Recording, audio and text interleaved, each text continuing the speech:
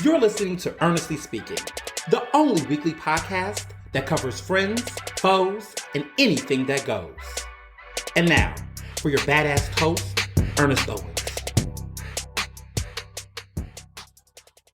And we're back for another episode of Ernestly Speaking with your host, Ernest Owens, myself. Woo! It is August. And it is hot.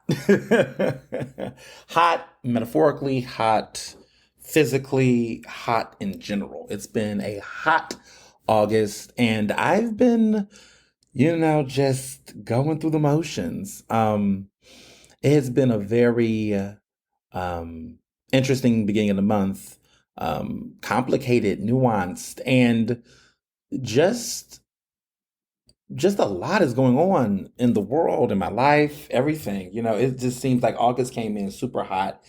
And while I knew that was going to be the reality, I'm just like, damn, it is going. So where do I start? I mean, there's so much to dive into. I guess I'll go with NABJ. I mean, everyone's clearly talking about it. The streets are talking, as a famous media personality would say. The streets are talking, and I'm not going to act like they're not. So, NABJ convention happened in Birmingham. As you all know, I was not there because I've been banned from the organization. The last time I think we talked, I was discussing about how the election that they had for their board and the amendments were going to, determine a lot of things. And it was really important for people to show up and show out. Well, the results had came, Trevon Anderson, who is a good friend of mine, they're transgender. They were the first transgender candidate that we know to run for NABJ president. They currently serve on the board as the Region 4 director for NABJ. Previously was the president of the LA chapter. They ran and they lost. They lost to Ken Lemon, who is a super moderate. He is someone who is pretty much the status quo of the organization. He is much older than Travell, straight, black man, broadcast, because the organization seems to only want to elect at least in the past decade, people who are a part of broadcast, affiliated with broadcast. Either you work for a major TV station or you are a broadcaster in radio or TV, but that seems to be the energy of the organization. And I've said this before, that there just seems to be this unshakable,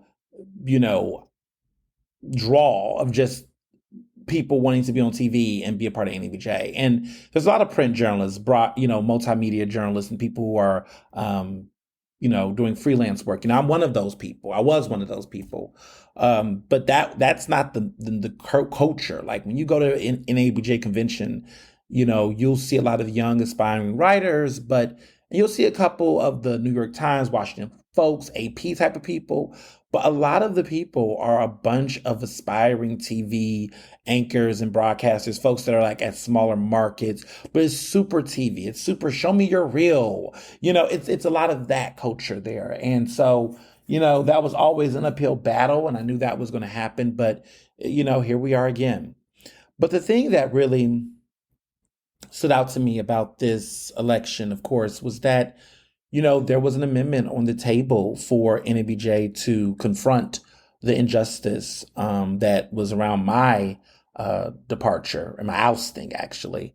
You can listen to the special episode I did in season 4 around my unprecedented ousting at NABJ. I talk about it and what happened, how it happened, and all that. That's another episode. So I'm not trying to rehash every single detail.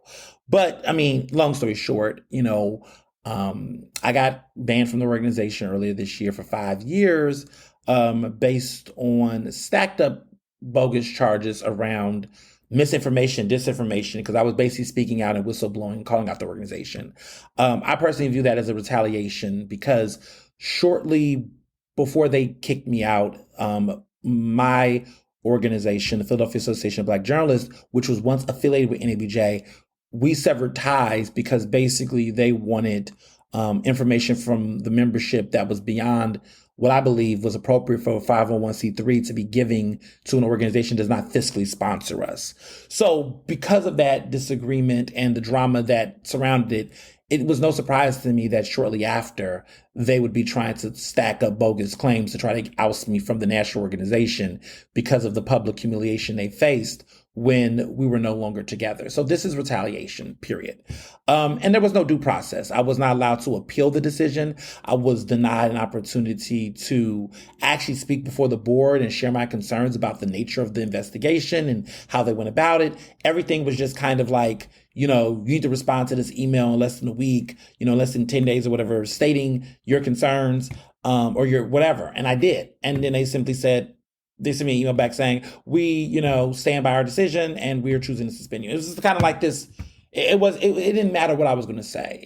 They created the ad hoc committee. They put people on it that they knew did not like me. They, basically, fueled the drama to do it. It was abrupt. It was dirty. It was nasty. And I mean, it was a sign, right?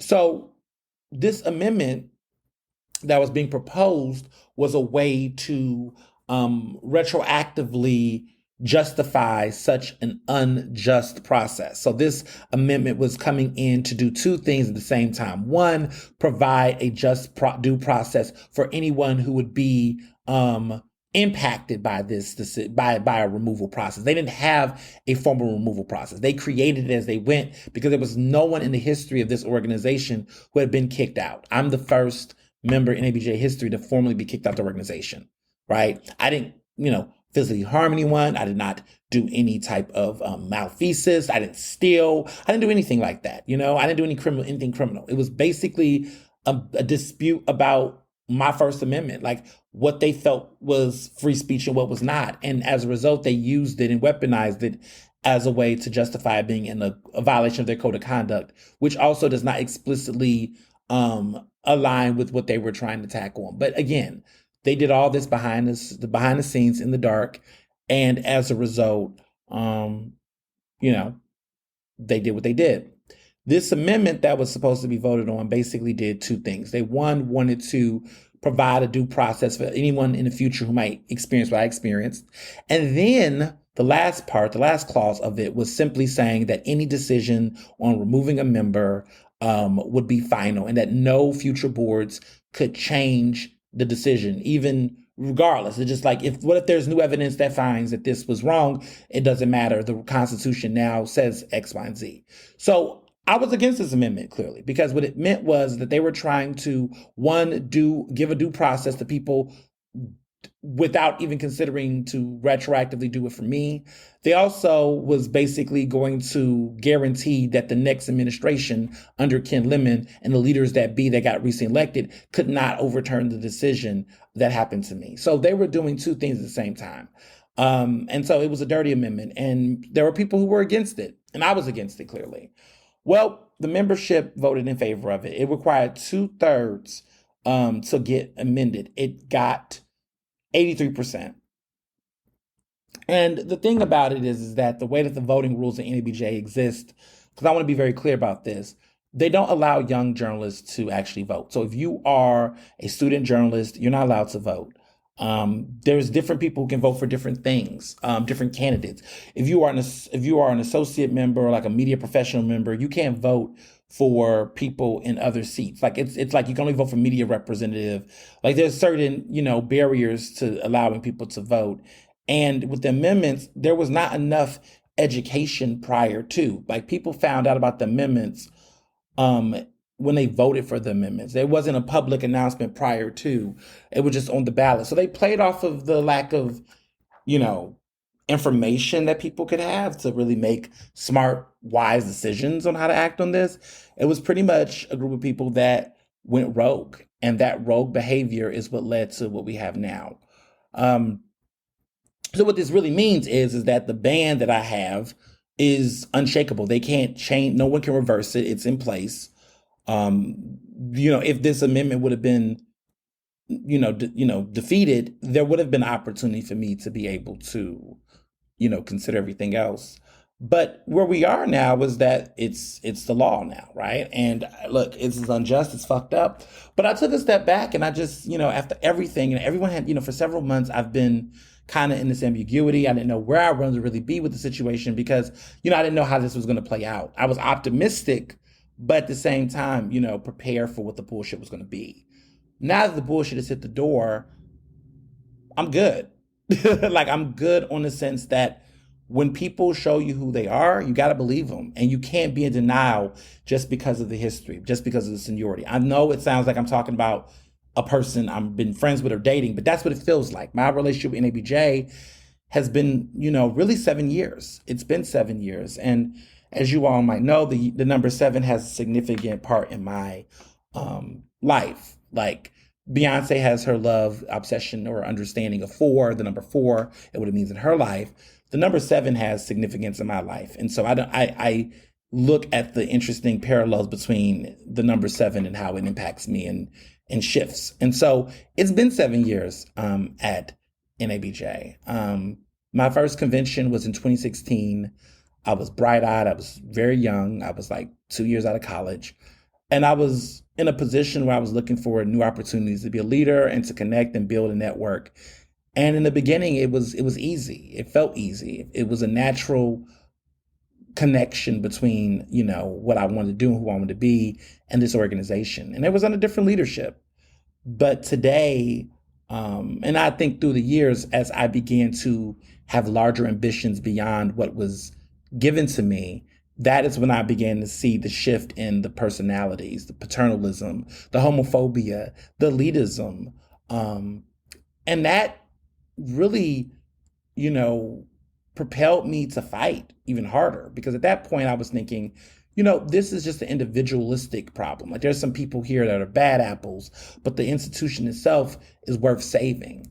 But as I began to get older and have, advance in this industry, it became clear to me that this is a toxic environment. Like NABJ is not a conducive place for openly LGBTQI people to thrive. It leans on these very old church folk elder culture. It has the problematic tentacles of a, Black Greek letter organization. Let me just keep it 100. Like that, the things that we fear and concern is very, very, very paternalistic. It's very much a frat, in the bad ways, the cultish ways. It's very much an abusive system that if you speak up, you are met with contempt, right? It's dogmatic. It's just plain old abusive. And people that are a part of it feel like they can't get out of it because they fear that their career will be on the line. And if you speak out, then you are subject to any number of things that happens, right? These people tried to break me. When I left when this organization pretty much kicked me out, there were the way in which they went about, tipping off the blogs, because there were blogs, right? The way that they talked about amongst industry professionals who were curious, the way that they passed narratives down to other chapters across the country, the way they tried to make me an example of what not to be, the targeting of me and who I was, they threatened to ruin me in this industry. And fortunately, because I am that bitch, because I am talented, because I'm confident, because I'm resilient, and because I've done right by so many people, that didn't happen. And I'm grateful for the people who, during this time, stood beside me. Because there were some people that didn't stand beside me. And there were some people that backstabbed me. And there were some people that I thought that I was cool with that when the shit got real, they disappeared. And that was hard. Like a lot of things happened behind the scenes that a lot of people could never imagine. And I'm not in the place to even want to rehash every single thing. But what I will say is that it was ugly. It was ugly. And my close friends know the people and know the situations. But it was upsetting. And there are people that you all, if you look carefully at the pictures that I often was in the pictures with in Philadelphia, hung out with certain people that are national correspondents at places like MSNBC and, are running, newsrooms in places like WHYY. There are some people that you all have seen me with for years. And if you notice in the past 6 months, those people stopped being in the photos. That wasn't by accident. That wasn't by accident. And I'm not the type of person that when I break up with people, as far as with friendships, I don't necessarily air them out publicly. I don't name the people, but you will see the absence and understand that that absence is intentional. And it's unfortunate. But one of the things that's stuck with me this entire time has been that rejection is protection. That the things that you think you want or you think that you need that keep telling you no, lean into that no. Embrace that no. Recognize that no is a reason. There's a reason for it, and you have to respect it. And sometimes I think in life we're so ambitious, we're so in a pursuit of having things a certain way, and we think it won't be right if I don't get this. And then you take that sign, that call, and it says, mm-mm, mm-mm, you don't need that. You don't want that. You think you want that, but you don't know what it is. And I lean into that. Like I have tried to deny the reality of leaving this organization, and it has been hard. I kid you not, because when you've spent so many years building relationships, networking, and doing these things that you felt like made you, it's hard to believe that the same place that could be a home can now be an unsafe space. And then you start to think over the years, how come I didn't see this? Did I have rose-colored glasses? Was I just so enamored by the possibilities? Was I just so indulging in the wins and the awards and the adulation that I just couldn't see what the fuck was going on? And then I look back and I think I did see those problems, some of them. And I was so busy trying to fix the fucking ship until the ship just sunk. And also, you get in this world where I was told at a very early age when I was a part of NABJ that NABJ tries to eat its young, run. And I was like, oh, all the people that told me their stories, I don't know if I didn't believe them or I just felt like, oh, they're just probably disgruntled. They just had a bad experience. Why does their bad experience got to be my bad experience? Maybe it wasn't it for them. I did a lot of that. And I did some gaslighting, not realizing it intentionally, but I just was thinking that this couldn't be this way until it happened to me, right? Until it happens to you, right? And I'm learning as I continue to explore adulthood that the dog that bites is a dog that bites.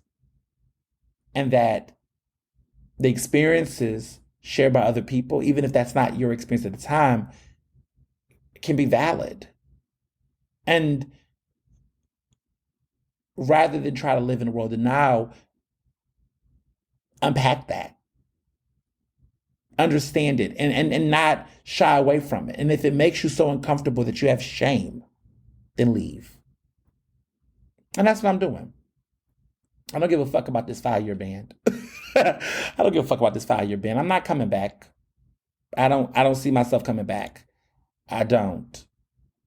Because these next 5 years, what's gonna happen to my career, where I'm going to be, I'm doing great now, but just bigger things are coming. I feel that.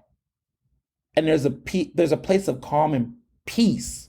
Like I feel like sometimes people want you to feel like it's this, I don't feel shame. I don't feel guilt. I don't feel remorse. It's a feeling of, okay, say less. You got it. In the words of Beyonce and Me, Myself, and I, she's like, now that it's over, stop calling me. Come get your clothes. And don't even act like you're still with me. All your homies know. Even your very best friend tried to warn me on the low. Took me some time, but now I've moved on. Deep, deep. I listen to that song in a very different way now, and it has nothing to do about a relationship.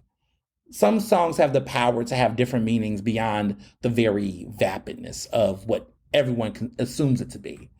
But that's where I'm at right now. I'm in that space of like, okay, this is unfortunate, but I'm not resisting. I'm not pushing back. I just have to move forward. And these are the times where gratitude matters. I could spend the time reliving and relitigating what happened this year with them. Or I can focus on what has kept me here, standing and being as successful as I've ever been in my life at this point. And I would rather think about the people who have stood beside me and have really poured into me in a way that has made this experience not feel so hurtful and pain. Did it hurt? Yes, it's hurt. There's times where I'm like, damn, why? Why did we do this? I think about the elders, some of the older members of the organization who used to early on, encourage me not to speak out, because it's a Black organization with history. It's going to be 50 years old in 2 years. They're currently 48 years old.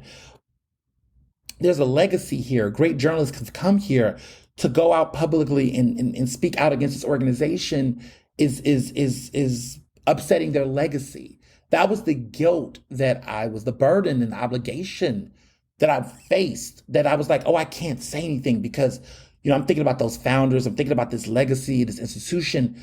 But if the institution is flawed, if the institution is not living to be what the founders envisioned it to be, I say let it burn. I say let it fall. Let it fall and be something else. Let it burn. There is a great song from a musical called Paradise Square called Let It Burn. I encourage people to listen to it. There's an actress, I can't pronounce her name. She won the Tony for Best Actress in the Musical last year in her Thespian coming out. Her name is, it's just, I can't pronounce the name. I'm going to pretend. But she's Black and she's in this show called Paradise Square. It's no longer on Broadway. But she won Best Actress in a Musical last year. And I have this thing where I love YouTube. I love watching clips on YouTube. But you can go on YouTube and see her perform this song at the Tony Awards last year. Woo! I can't listen to that song and see that performance without crying. If you have a dry eye, you're not a human. No, it's a very emotionally charged performance, but the song and the lyrics and everything it represents, it just takes me. And I encourage people to listen to it and watch it. It's not therapy, but it was musical therapy for me. And understanding the power of letting go of things that you love, but also recognize that devolved into something that's no longer fulfilling. And that is the hardest part, is seeing it be this way. But then you take a step back and you recognize, if I don't say anything, if I deny reality, there's another Black queer young journalist that's going to walk in that organization and be blindsided. And so I speak up and I speak out for those people who are coming into this industry, trying to find a place, trying to feel inclusion, and This ain't it. You know, throughout the campaign trail, I saw the bloggers misgender travail consistently. They use they them pronouns, and I consistently saw the the just total disregard in print. And this is a journalism organization. This is an organization that is supposed to be about fairness and accuracy and understanding and education. These people have degrees and certificates and certifications and this and this. We're supposed to be the beacon for DEI in media, but there seems to be a disdain outside of advancing Black folk, right? Black journalists. It's like the intersectionality is not there.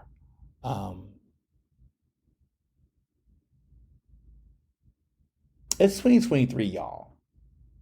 It's 2023. And we're still having these fights. We're still having these arguments. We're still witnessing this shit in our own fucking backyard. That's the disappointing part. I'm a part of several white-led journalism organizations, and I don't experience this shit. I don't. It's disappointing, yo. It's like Society of Professional Journalists, I get awards. I have been, given opportunities to professionally develop and grow. They're working with me right now on leadership development within their organization. Stay tuned. I'm doing a lot of other things with other groups. NABJ, they are the National Association of LGBTQ Journalists. They are giving me an award. They have, put me on panels. They're about to give me an author showcase at their convention in Philadelphia in September. Like, these people are pouring into me. The Online News Association, we're partnering with my organization, the Philadelphia Association of Black Journalists. We're working together on some event programming and some things going on for their convention in Philadelphia in late August. Like, this is like, these other organizations are running to me, wanting my presence, wanting my voice. And for a long time, I never really gave them my all because I was so invested in Black. And still am. Let me be very clear. I am pro-Black. But I'm not for pro-Black exclusion. I'm not for pro-Black delusion. I'm not for pro-Black bigotry, right? I'm not for a space that says it's for Black people, but LGBTQ folks that are Black don't have the respect and the care that they deserve. I'm not for that. So what I've learned is that I'm going in a place where I want to work, where I'm being celebrated. I want to be in spaces that want me there. I want to be in places that I don't want to fight. I don't want to fight to volunteer. This work is unpaid work.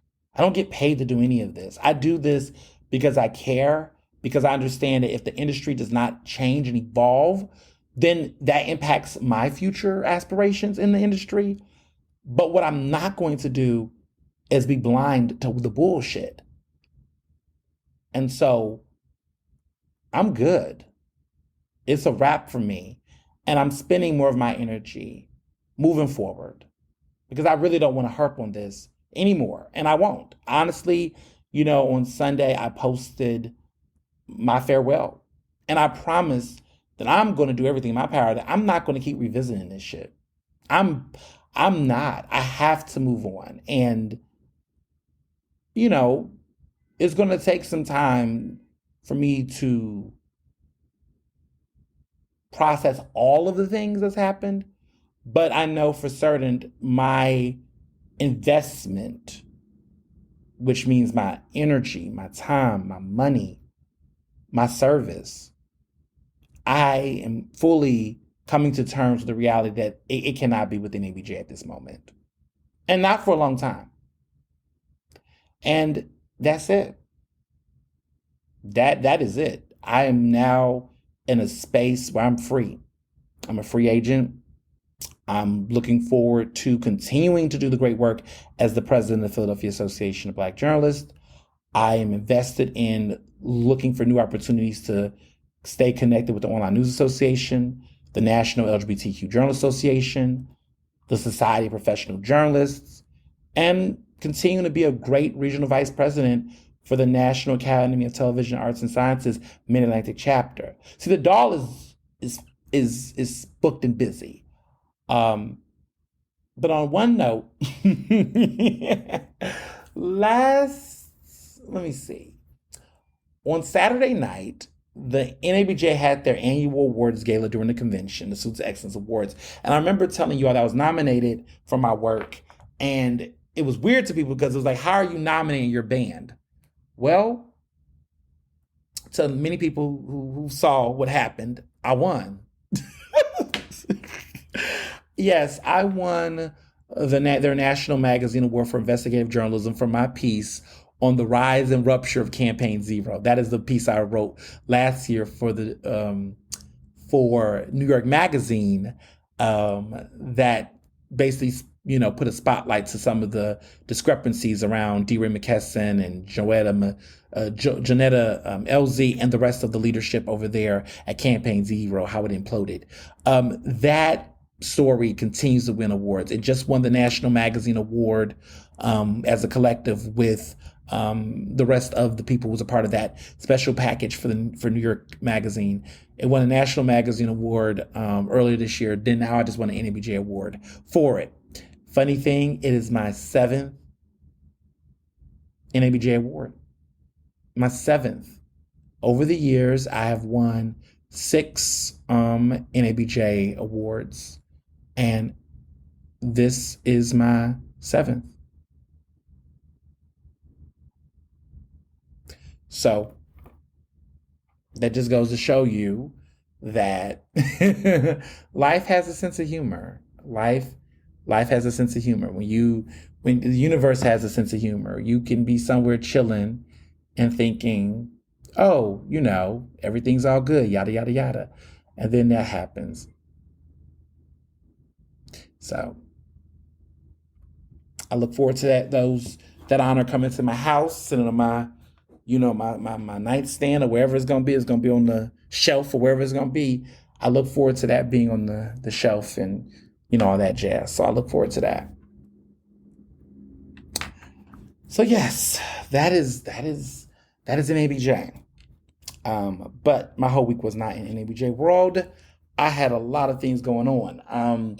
Eater, man, the Eater is just the traffic on the site, the interest has been booming. I really am loving what I'm doing as editor of Eater. There is just so many great lists and things every week. You guys are eating it up. One of the things people keep asking me, wondering like how much do I really have a role in this stuff? The list that you all see, and let me just say this real quick, full disclosure. First of all, everybody sends me these lists. They'll get my DMs and ask me for recommendations. I am no longer going to accept any random DMs about, where should I go for my birthday? Don't do that. Go to Philly Eater, eater.philly.com. Go to Eater Philly. Go to the Instagram page. Go to the website. Whatever you see on that list is what I approve. Because at this point, it's pretty much me. I'm pretty much running the site. So the places that I recommend to go for tacos and burgers and sushi and all that great stuff, those places are places that are handpicked by me. I'm the one that is like, this needs to go on here. And if you don't see your fave on there, that's because either one, I probably don't know who your fave is. Second, your fave just may not make it on the list. And that's just, it is what it is. People are like, well, why you didn't put this on there? Because it's not a fucking list of every single sushi restaurant or every single burger place. It is the ones that I think are essential to what you need to try. So if you already ate and you like it, go love your fave. You can love it. It may be your favorite restaurant. Because taste is subjective. What do I know? I've just been to hundreds of restaurants over the past several years. I don't know. My taste is my taste. It varies, right? So don't, go, if you have a place you like, go where you like. But if you want to know what I think, then go to that website and check out that. That's where the taste is. But there's going to be some cool lists coming up this week. as well, and exciting. Some places I went to this week. I went to a lot of places this week, to be honest. I went to Hard Rock Cafe with my little brother, who is deep in his summer internship at City Council. He's nearby. We went to Hard Rock Cafe. They got this new Leo Messy chicken sandwich. The guy is named Leo Messy. He's a really great chef, and he has this really good like fried chicken sandwich. But it's so good, y'all. It's not the typical chicken sandwich. It's like these juicy thin sliced chicken breasts, and there's like two of them. Like they're like burger. They're not burger patties, but they're thin and flat like a smash burger, like that thinness. And it's two layers, and they're layered with like this really great sauce and the lettuce, but it's on this really great bun. And that sandwich is, oh my God, the seasoning and the crisp of that, the bomb. And I've been sleeping on Hard Rock Cafe in Philly, but they got some good ass drinks. Lately I've been on a cocktail thing, and I'm crazy about cocktails. I'm a cocktail connoisseur. Um, but Hard Rock Cafe got some banging cocktails, and the prices on them cocktails are real fair. I had a hurricane there. I was like, okay. And then you could get the signature glass. Like if you get the hurricane, you could, if for upcharge, you could take home the glass, like the big ass glass. So I got one of them glasses at the house. But that hurricane is woo. They have some good drinks over there. Highly recommend. Um, so then I went to Royal Izakaya with Mr. Johnson. We had a midweek date. We went there, and Chef Jesse Itu has an crazy omakase. But the sushi, the restaurant is beautiful in vibes. I took some pictures. Of course, you can find on my Instagram, and share what I had. There was a piece of sushi that had some caviar on it with some gold leafing on it that he brought out for us, and woo! I think that's the best piece of sushi I've ever had. I think that was the best piece of sushi. Now I've been to Morimoto. Morimoto is also iconic, but that right there, Royal Zakai, that place, they're doing some things. If you've never been, go. It's hot, it's popping. They have two situations. They have the omakase, which is like nearly $200 per person. That's for the ballers. Like if you're trying to go on a romantic date night with somebody who likes sushi. Honestly, I don't think that's a place you should go on a date night with if y'all not official. That's where you go if you official. That could be a nice anniversary situation, but that's they have the omakase, which is, top level, top sushi. But a lot of y'all, I know y'all ball on the budget. The general meals and the food is banging. There's so many great options. They got pork belly. They got sticky ribs, lamb ribs that were really good. They have oysters. It was popping. I really recommend it. It was a magical place. I understand what makes Royal Izakaya royal. So, highly recommend it. Went to brunch with my good Judy Lauren at Amada in Radnor. Jose Garza's has 3 Amadas now. One that's in Atlantic City, the first one, the iconic signature one in Old City, and now this one in Radnor. So we went to brunch, catched up. It was a good old time. I really like Amada's brunch. I like Amada as a restaurant. I think Amada is a really good restaurant, but I really love their I really, really love their brunch. And it's really affordable. Like they got a 35 per person brunch that has shareables. It includes a main entree. There's some other sharing dishes involved. It's really chill. Their sangria is banging. The white sangria definitely stood out. And then there was also their cocktails. Like their brunch cocktails are really, really good. I really liked it. It was a very good brunch, very affordable, a very good time. If you want friends to do a prefix situation and you want to have a good little birthday brunch, a little gathering with a couple of friends, don't sleep on Amada. Everybody always want to run to brunch places all over, but Amada is low key the one. She's that girl. Now there's some other places too, and I'm talking about brunches because this upcoming week at Eater there will be an updated list on the banging brunch spots in Philadelphia. So stay tuned because I had to go to a couple of new spots and try some to update this list.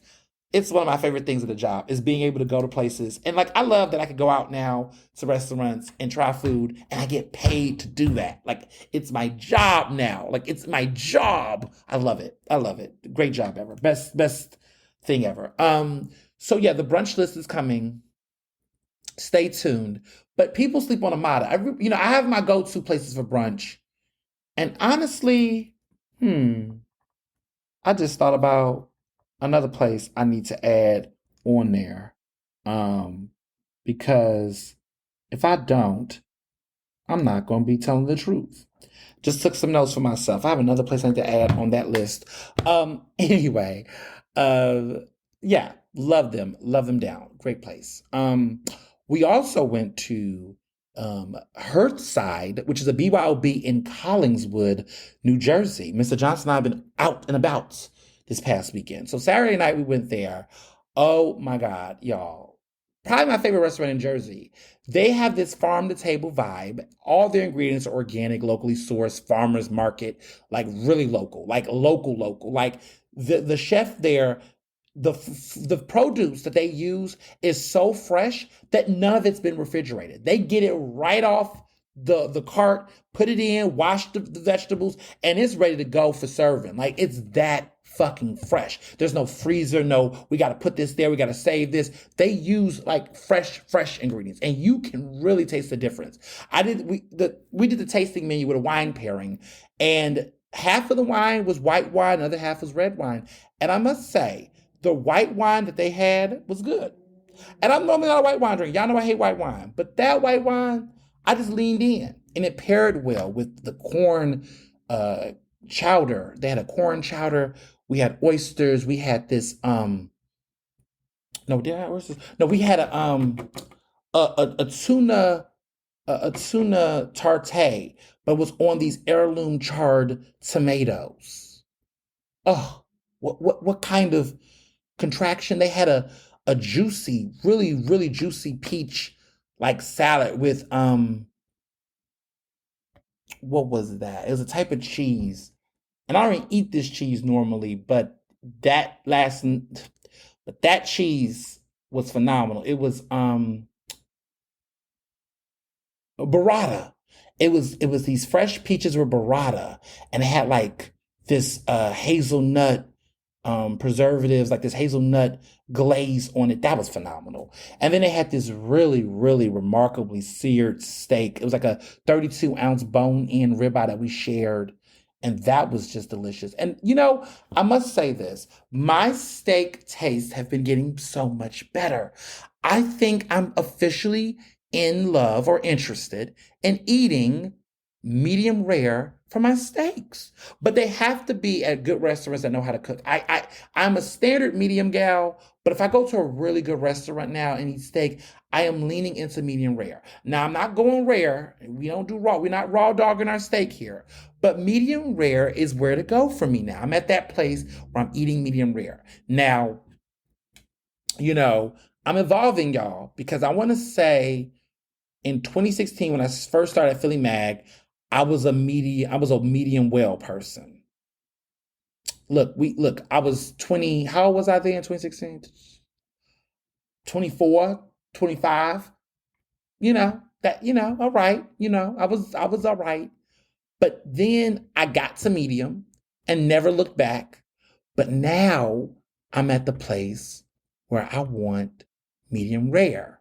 But I only want medium rare at good restaurants because, I don't want to get fucked up out here.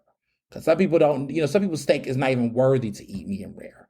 But I went to Vic and Anthony's, with my mom last week. We had dinner when I was in Houston. And that steak was incredible. That steak was juicy. That steak was everything. And that made me realize that that's the route I'm going. That's the route I'm going. So that's where, I can't complain. So there's that restaurant. What I'm also interested in exploring is a place that we went to on Sunday. It's called Rosemary. And Rosemary, oh my God, Rosemary is another just decadent restaurant. This is in Ridley Park. This is in Delco. And it was a place that I just really have come to admire. So Rosemary is in Ridley Park. It's in Delco. Um, they have an incredible menu. Um, their menu is very elevated. How do I describe it? New American, and that's also like her side is New American, and so they just have some really fun things on their menu that I just really love. I mean, they just so much good stuff. Their food is just really solid. They have just some really cool fun food. It's just like everything's good. They have great pasta. They got a smoked lamb Maldine. They got a duck talentini. They got a crab ravioli. They have Peruvian style chicken. They got scallops. They got, pork ribeye, which is fascinating with huckleberry. They have, Brussels sprout Caesar salads, which were good. Their broiled oysters, phenomenal. But it's just a lot of great things on that menu. A market fresh fish that they do with the greens. They got a New York strip steak, but they're really good. I was really impressed. And their cocktails are like, oh, they have like really great solid like cocktails that are just fun. The Vogue was one of my favorites. And love the Vogue. It's stateside vodka, hibiscus, like simple syrup, really memorable. They got a spicy margarita, which was cool. But they have the rosemary, which was like a tequila with grapefruit soda, and that was standalone. Just a very fun, chill place. Couldn't put my finger on everything I want to eat, but if you go to my Instagram, you'll see it. It's a very new restaurant, just opened this summer, and everything on that menu is just fun. Like there's something for everybody on that menu when it comes to new restaurants. So date night vibe. Both of them, are on two parts of the region. But Rosemary was really dope. It's the executive chef is black. His name is Elijah, and he's a great chef. And he's been at various restaurants over the years.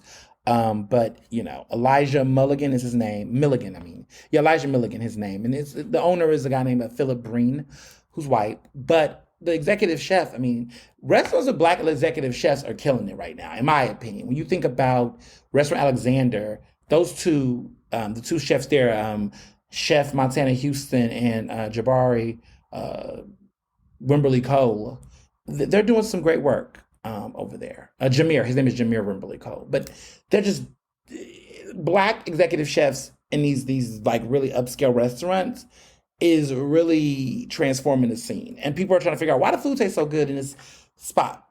Because probably behind the scenes is somebody of color. That's just my opinion. I'm noticing that. Like the owners will be white, but the people that's running the kitchen, that's the executive chef and the sous chefs, they're of color. And that's why the food be tasting good, in my opinion. There's some good chefs that are not black, clearly. But I'm noticing these newer restaurants that are popping up in Philly are starting to lean into diversity, and it's actually improving the quality of the food. Just a fun fact. um, and before I get into the big hot topics of the week, um, y'all, I have, I really have a Telfar addiction. I ain't gonna hold you. I think I have an addiction. Every time I think I'm done with the bags, something comes out. So these are new though. These are like new things. So I got the latest Telfar bag that I had gotten was like 2 weeks ago was the Jelly Telfar, which is the see-through one that's with in collaboration with Melissa. Love that bag. That's been my bag I've been going wearing like everywhere now. I just can't get enough of it. So pretty and just so chill and like it's my errand bag. It's the bag that I wear when I'm on an errand. It's like I don't want to pull out the super flossy, glossy patent leather bag. I don't pull out my gold or silver bag. I need to pull out I need to pull out the bag. And the bag that I'm talking about is the Melissa bag, the Jelly Telfie. That bag I'm going to wear to pool parties. I'm going to wear when I'm running errands because it's very chill. Now, they just dropped one that I just got. I know. This past Friday was the acid, and it was like a iridescent color. Whatever the fuck that bag looks like, that bag is everything. And I got it. And I always get my bags in the medium. Most of the bags. Yeah, I only got one large bag, but that's the black one. That's all I want. I don't need the other bags to be that large. I don't want that much attention on the large bags. But that one, I got in a medium. and I can't wait till it comes in my hands, because it is gorgeous, and I'm going to rock that bag somewhere. I think I'm gonna rock it on the book tour because oh, I'm talking too much. But yes, you'll be seeing that bag in the fall because that is my fall bag, and I hope, okay, Mr. Telfar, Clement, please, baby, no more, no more. We have to stop this. We have to stop it. No more. Just rehash the colors you already have. Because I got every other color that is out. Like every color bag I've wanted from Telfar, I have. So at this point, the only things I'm buying are new colors. If the new colors are like, you know, what I want. Like I saw the Barbie pink one. I was like, Ernest, you're gonna wear that bag maybe once or twice, and it's not gonna be the bag. So I'm mindful that the type of bags I get, I don't get really wild colors. I try to get stuff that I know I can wear, of course, multiple times or wear for certain seasons. So the gold one will be making its return in the fall, but this new acid color one that they just put out, ooh, I couldn't turn it down. It was tempting. But I need no more new colors. Just give the girls the old colors. Keep putting out the black one, the silver one, other ones. Just keep doing that because otherwise we can't. For real, for real. So that's that.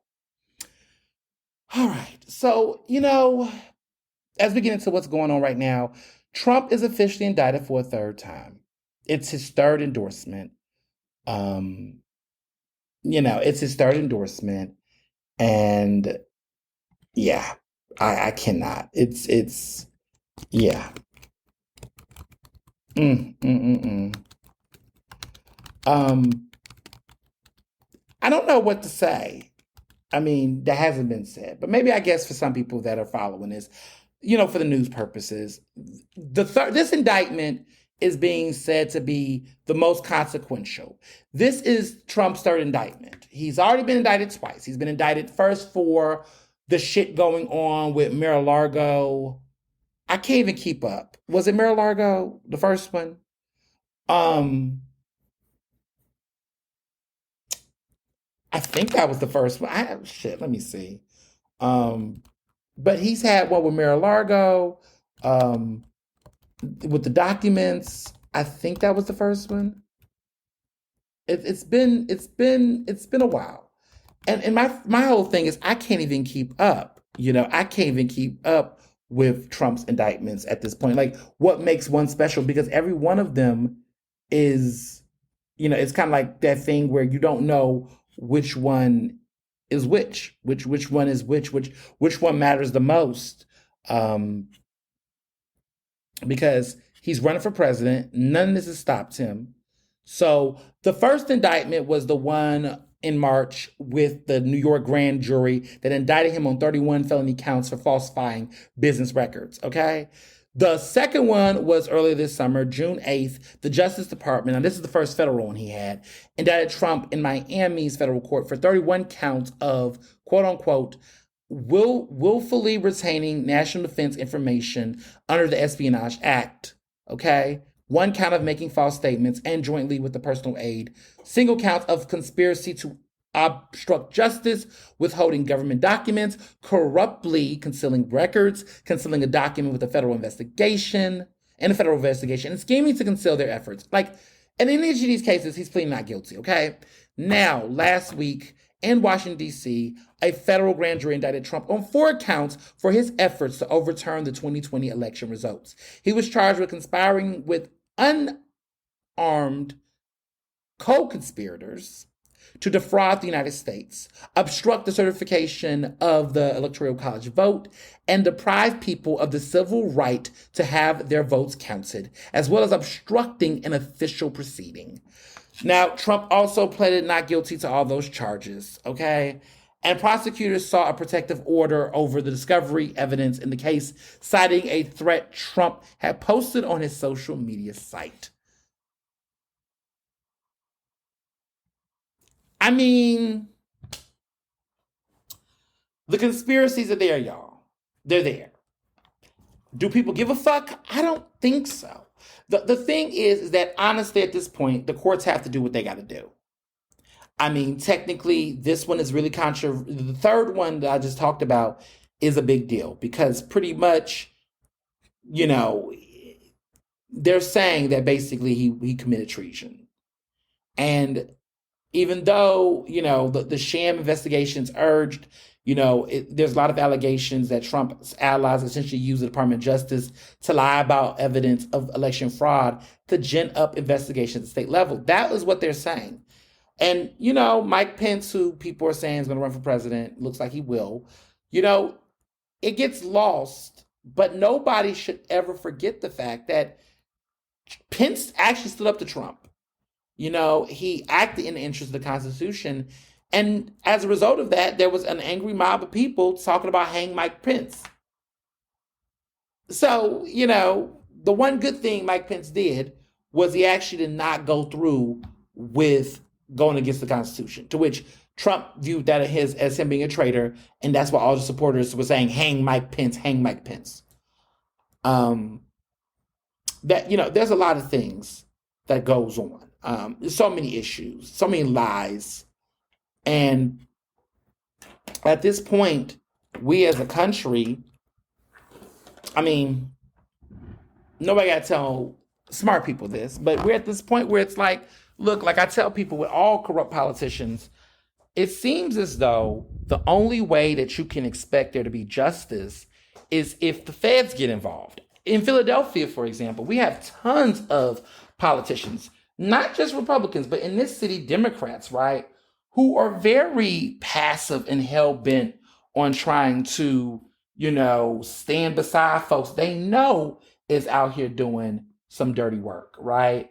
And we sit up here and turn a blind eye because we don't want to look like we're being disloyal. If somebody's breaking the damn law, then at the end of the day, loyalty goes out the window, right? That's how I feel. Like if somebody is doing something that can get the country or get the city or anybody fucked, you got to let go. You got to let go of them. But in Philadelphia, they'll hang out with people who are indicted. They'll hang out with people who are in situations that are sticky.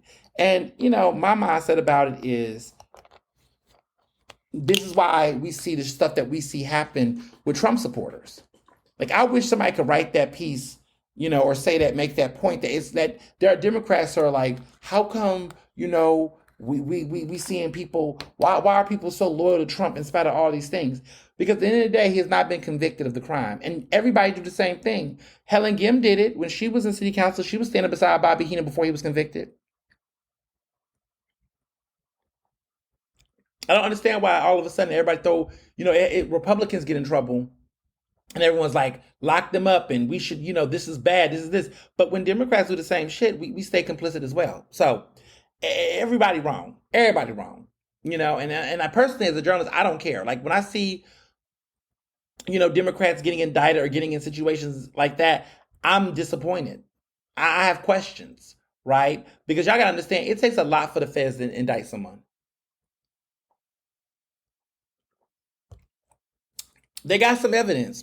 Whether a jury rocks with it or not, there is something there. When I think about the situation with Kenyatta Johnson, I think that issue, when I still think about it to this day, I think it boils down to whether being unethical means being criminal. I think that Kenyatta Johnson in that situation, based on what I was reading, based on the facts, there was stuff that he did that was unethical. And he can't deny that because the ethics commission in the city fined him, okay? So he did unethical things. But it's still, clearly jurors found that the unethical things that he did were not the grounds of being criminal. And so that's the issue, the difference. But that being said, people kept on going to the parties and taking the selfies and being groupies and fans and not challenging the unethical behavior that was committed because everything became, thank God he wasn't locked up, which I agree. But at the same time, now that you're not locked up, you're trying to run for council president? Nah, homie. Sit down. Sit this one out. For real. I think some people have to humble themselves and recognize, look, just because I beat the Fed's case, which is commendable, that don't mean that gives me a pass to then move forward. Like the shit I did in that time period was not funky. It is. And so, I take a look at that and go, So, moving on.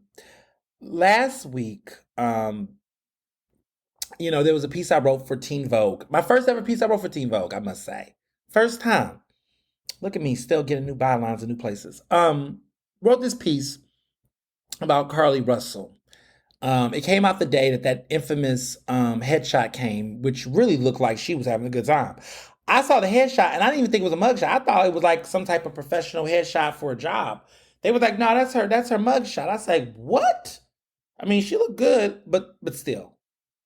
So she, while this is going on, I tell people that regardless of what happened in this situation, the girl lied, the girl's a stunt queen, right? That does not dismiss the true experiences of Black women in this country being missing. There are thousands upon thousands of Black women in America that are still missing. There's a story about a professor or teacher right now that's missing, a Black teacher that's missing, that's being talked about on social media. There's a lot of missing Black women, from human trafficking situations and smugglings. This shit is real. But what has been the most annoying thing to happen has been the sensationalism of the family and people connected to her. So her trash ex-boyfriend is now out here making club appearances, motherfucking talking about search and rescue. The lawyer, apparently, based on sources, said that initially the club appearance that he was supposed to be making wasn't going to happen, and the attorney was trying to encourage him, his team, his legal counsel, whatever, was trying to encourage him not to play into some of this stuff, allegedly said this, or advised this, and that initially the perspective was that the club appearance on the flyer wasn't true or wasn't happening anymore. Then the ex, her ex, Carly Russell's ex, then came out and was like, yeah, I'm still going to be there. So it's just like, why? Why are you making club appearances? This is not a fucking game. Like, what is wrong with people? What is wrong with people? I cannot.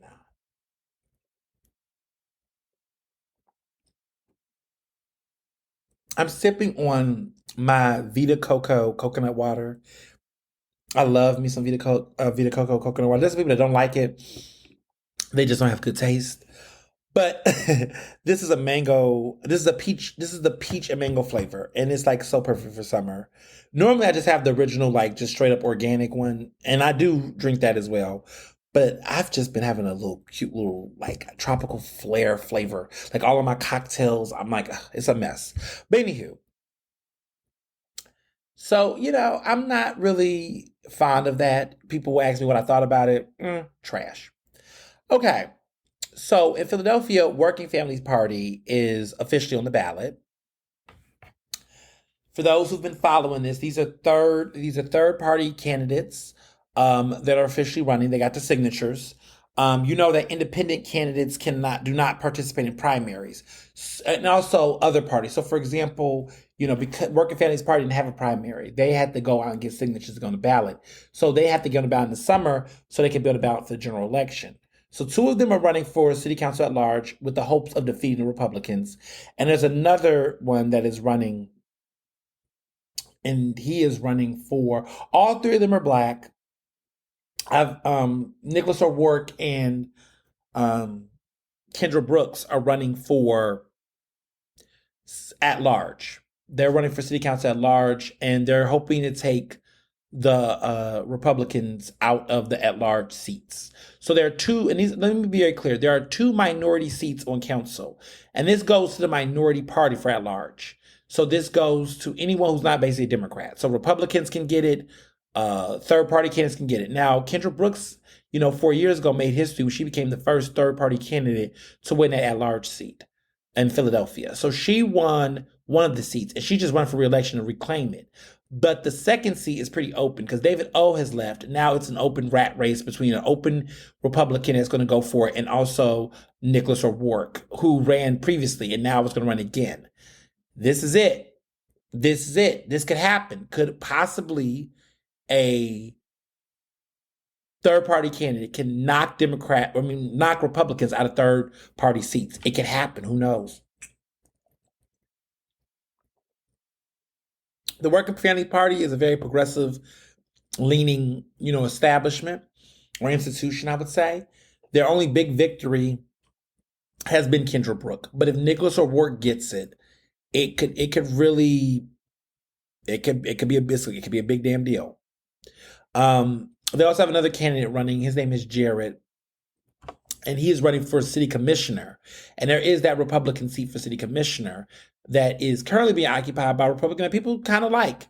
But there's an opportunity for this guy named Jared to shoot his shot. A lot of people are trying to see where it goes, trying to see, if this is going to play off. And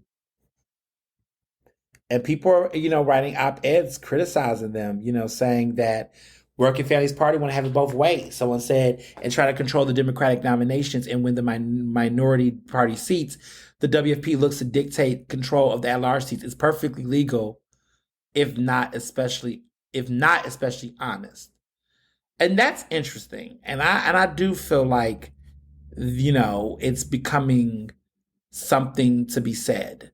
I've been following these races. A lot of people think they're a faux third party.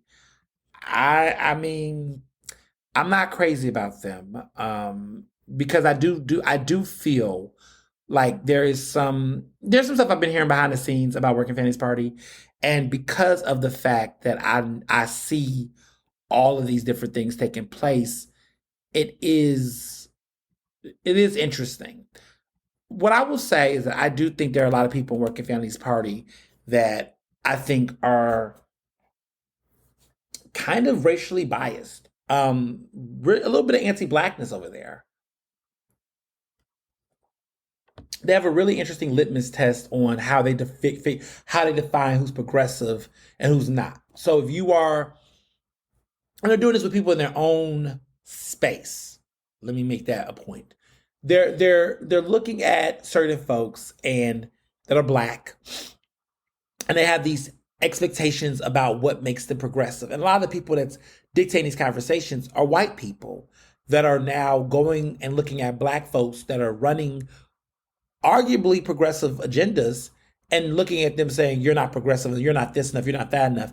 And these are oftentimes people who are not from Philadelphia originally, that are white, that are, people would consider gentrifiers, that are trying to treat every neighborhood fundamentally the same. And I'm seeing candidates that I'm talking to and I'm interacting with that are speaking about the frustrations of running alongside a progressive group that is acting as though they have to talk the same way, run the same way, and have the same take on every single policy agenda. And I'm starting to notice that this has become a losing recipe for the Working Families Party in statewide races and also other races that are not at large.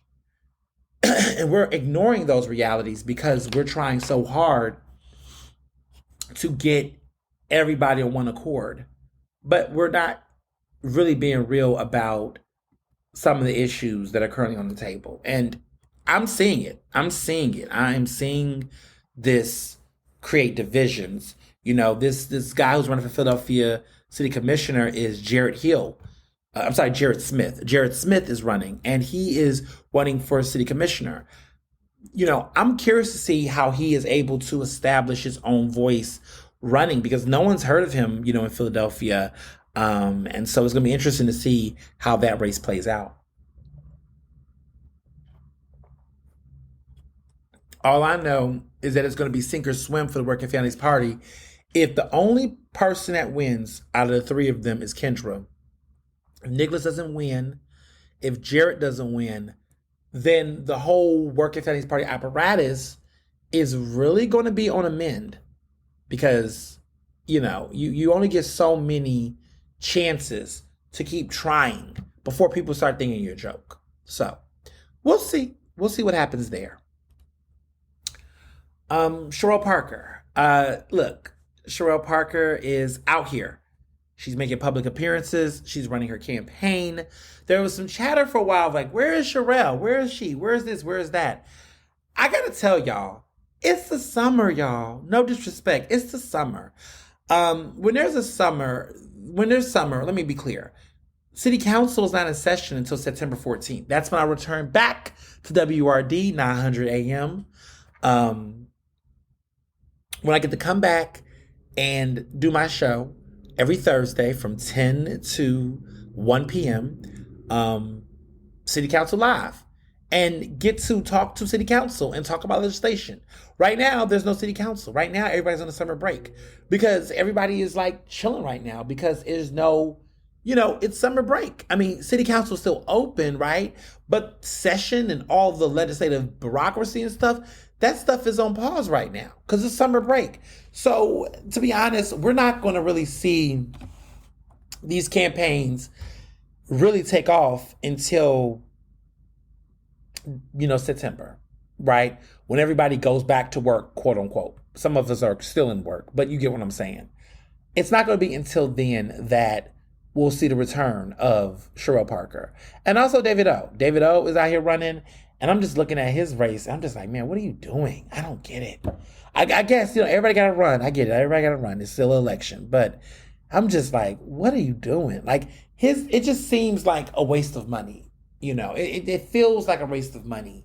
And it just seems like when you that low and it's gonna, you're gonna lose, you get dirty for no reason. It becomes divisive. And there's a lot of things David O has been saying about Sherelle. I'm just like, y'all used to be colleagues. Why are you running like you don't know who this woman is and what she's about?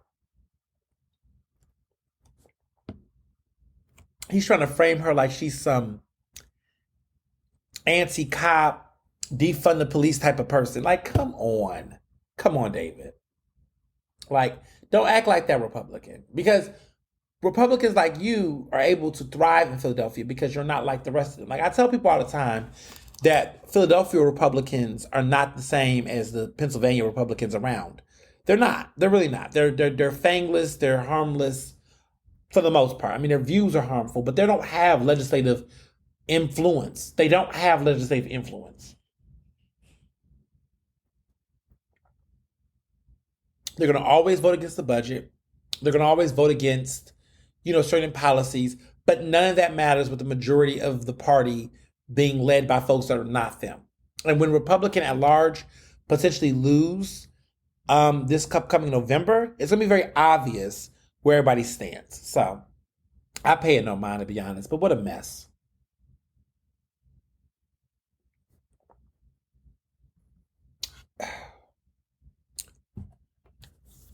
This is hard.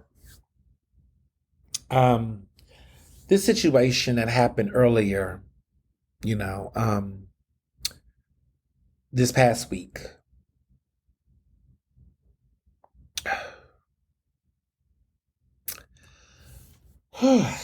So in Brooklyn,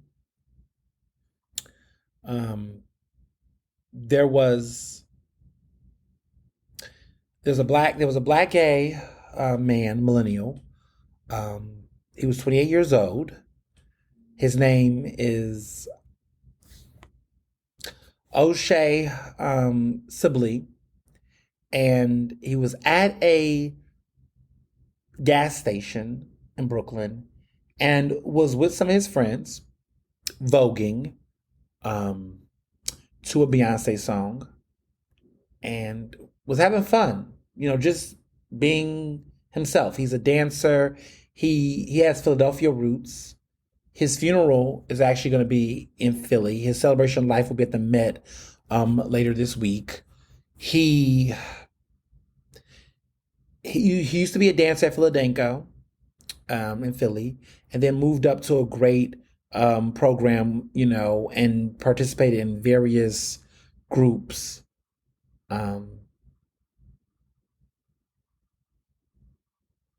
Yeah, terrible. So he was at this gas station voguing. There was a confrontation with someone, with another black man who was straight, who fatally stabbed him.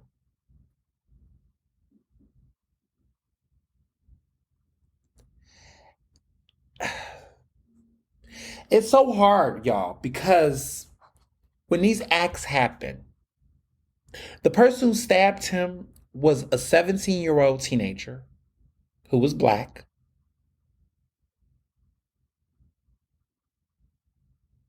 He was charged with murder, hate crime murder, and possession and criminal possession of a weapon.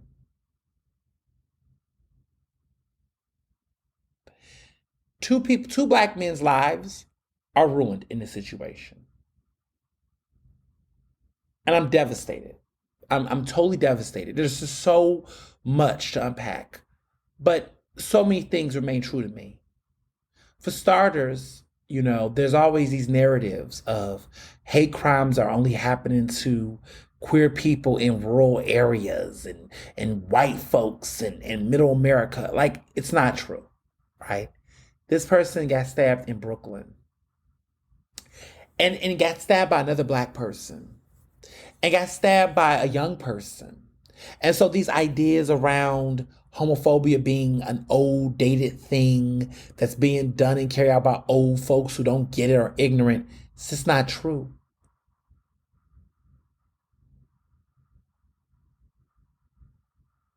It's scary because in my mind, I think about my friends that we could have been hanging out somewhere and just somebody just wanted to fuck with us could try us, and it's just that hits home because it's like these people were just living their life. He was with his friends, he was having a good time, he wasn't bothering nobody, and yet and still in Brooklyn, some fucked up 17-year-old thought, like, I'm just going to just be ready on site to just come and tell someone to stop living their joy, just being themselves. So this tells me, so this consistent, these are the things that I can't, I don't want to talk, I don't want to, I'm not arguing, I'm not debating with straight people anymore about what the fuck is going on in these streets impacting people that look like me. I'm not doing it anymore. I'm not entertaining it. I'm not hearing different sides. I'm just not doing it anymore.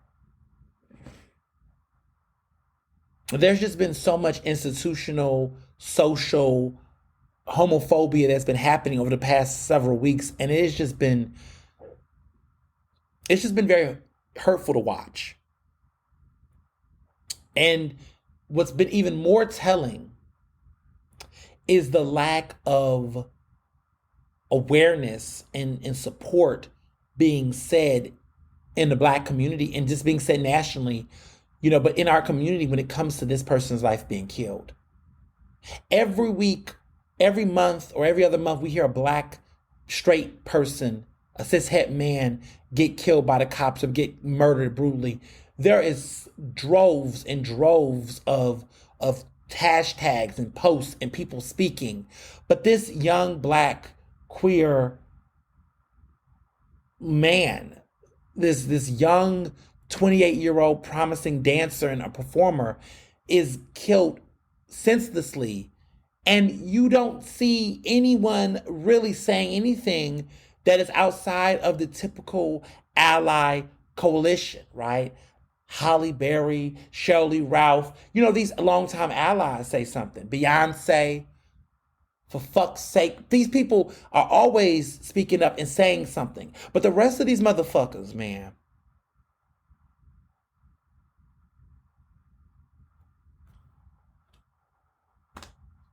and people wonder why I don't trust. I don't trust straight people. Or let me say rarely do. That like I have straight friends, yo. Of course, like I know people that are decent. But when I look overall, when I say I don't trust white people, when I say I don't trust straight people, do I have to say all, or do you fucking get it? I'm tired of having to say, not this one, not this one. You know what the fuck I'm saying. When I say I don't trust white people and I don't trust straight people, this is what the fuck I mean. Because every time there is a time to do the right thing, to speak up, to acknowledge something, you turn a blind eye or you gaslight. And I don't got time to rehash and try to debate people no more about my existence, about whether it's a choice or not, it doesn't fucking matter. Do you think people deserve to die just because you don't agree with who they are? Because that's really the real question that we should answer. Do you think people should die because you don't understand or you do not approve of what they do in their personal lives? That's what the question boils down to. Do you think they deserve to be killed for that? Do you think they deserve to be discriminated because of that? Do you think they deserve not to have rights because of that? And if your answer is maybe or yes, go to hell. I will no longer tolerate anybody that is saying anything that is consistently denying people of human rights across the fucking border. Okay? I don't care anymore. I don't care about your religion. I don't. Because you don't even care about your religion. You don't care about your religion. Because your religion also speaks about compassion and grace and mercy and love. And for whatever reason, you don't ever, apply those values of your religion to yourself. It's not just the be damned aspect. You only want to be a cop in the religious sense. You only want to apply the most damaging, dismissive, hurtful things, okay, to your faith. But you don't want to ever apply the beautiful things that are supposed to make Christians and Muslims and people peaceful people. It just seems like the only time people want to actually apply their religiosity to these situations is when they want to act like God.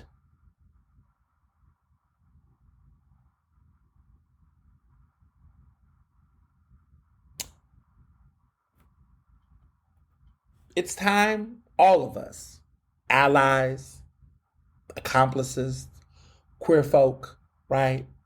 It's time for us to stop arguing.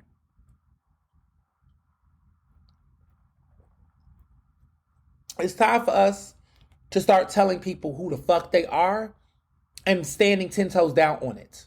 You are a bigot. You are a problem. You are trash. You're fucked up.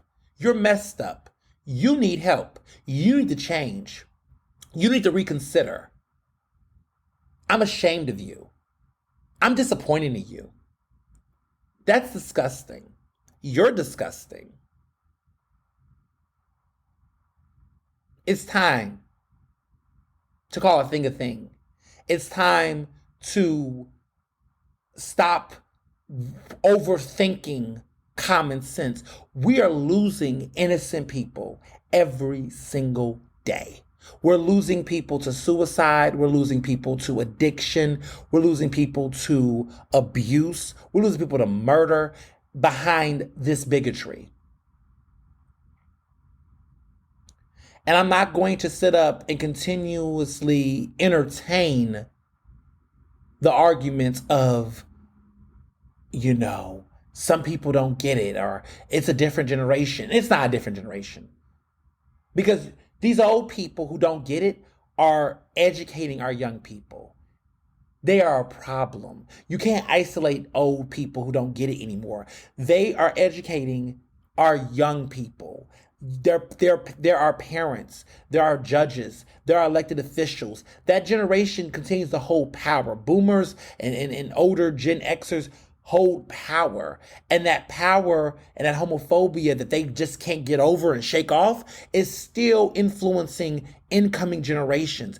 A Gen Zer murdered a millennial, y'all, over their sexual orientation, over the fact that they were just existing. We got to stop with these excuses. We got to stop with all these fucking blinders. Homophobia is not a boomer issue. It's not a religious issue. It's not a, rural issue. It's not a Trump issue. It's a fucking issue in our society that is impacting all segments, intersections, and class dynamics of people across all regions, across all racial identities, across all socioeconomic backgrounds. We have to stop with the delusion. We have to stop with the cap. It's cap. We got to stop. Enough.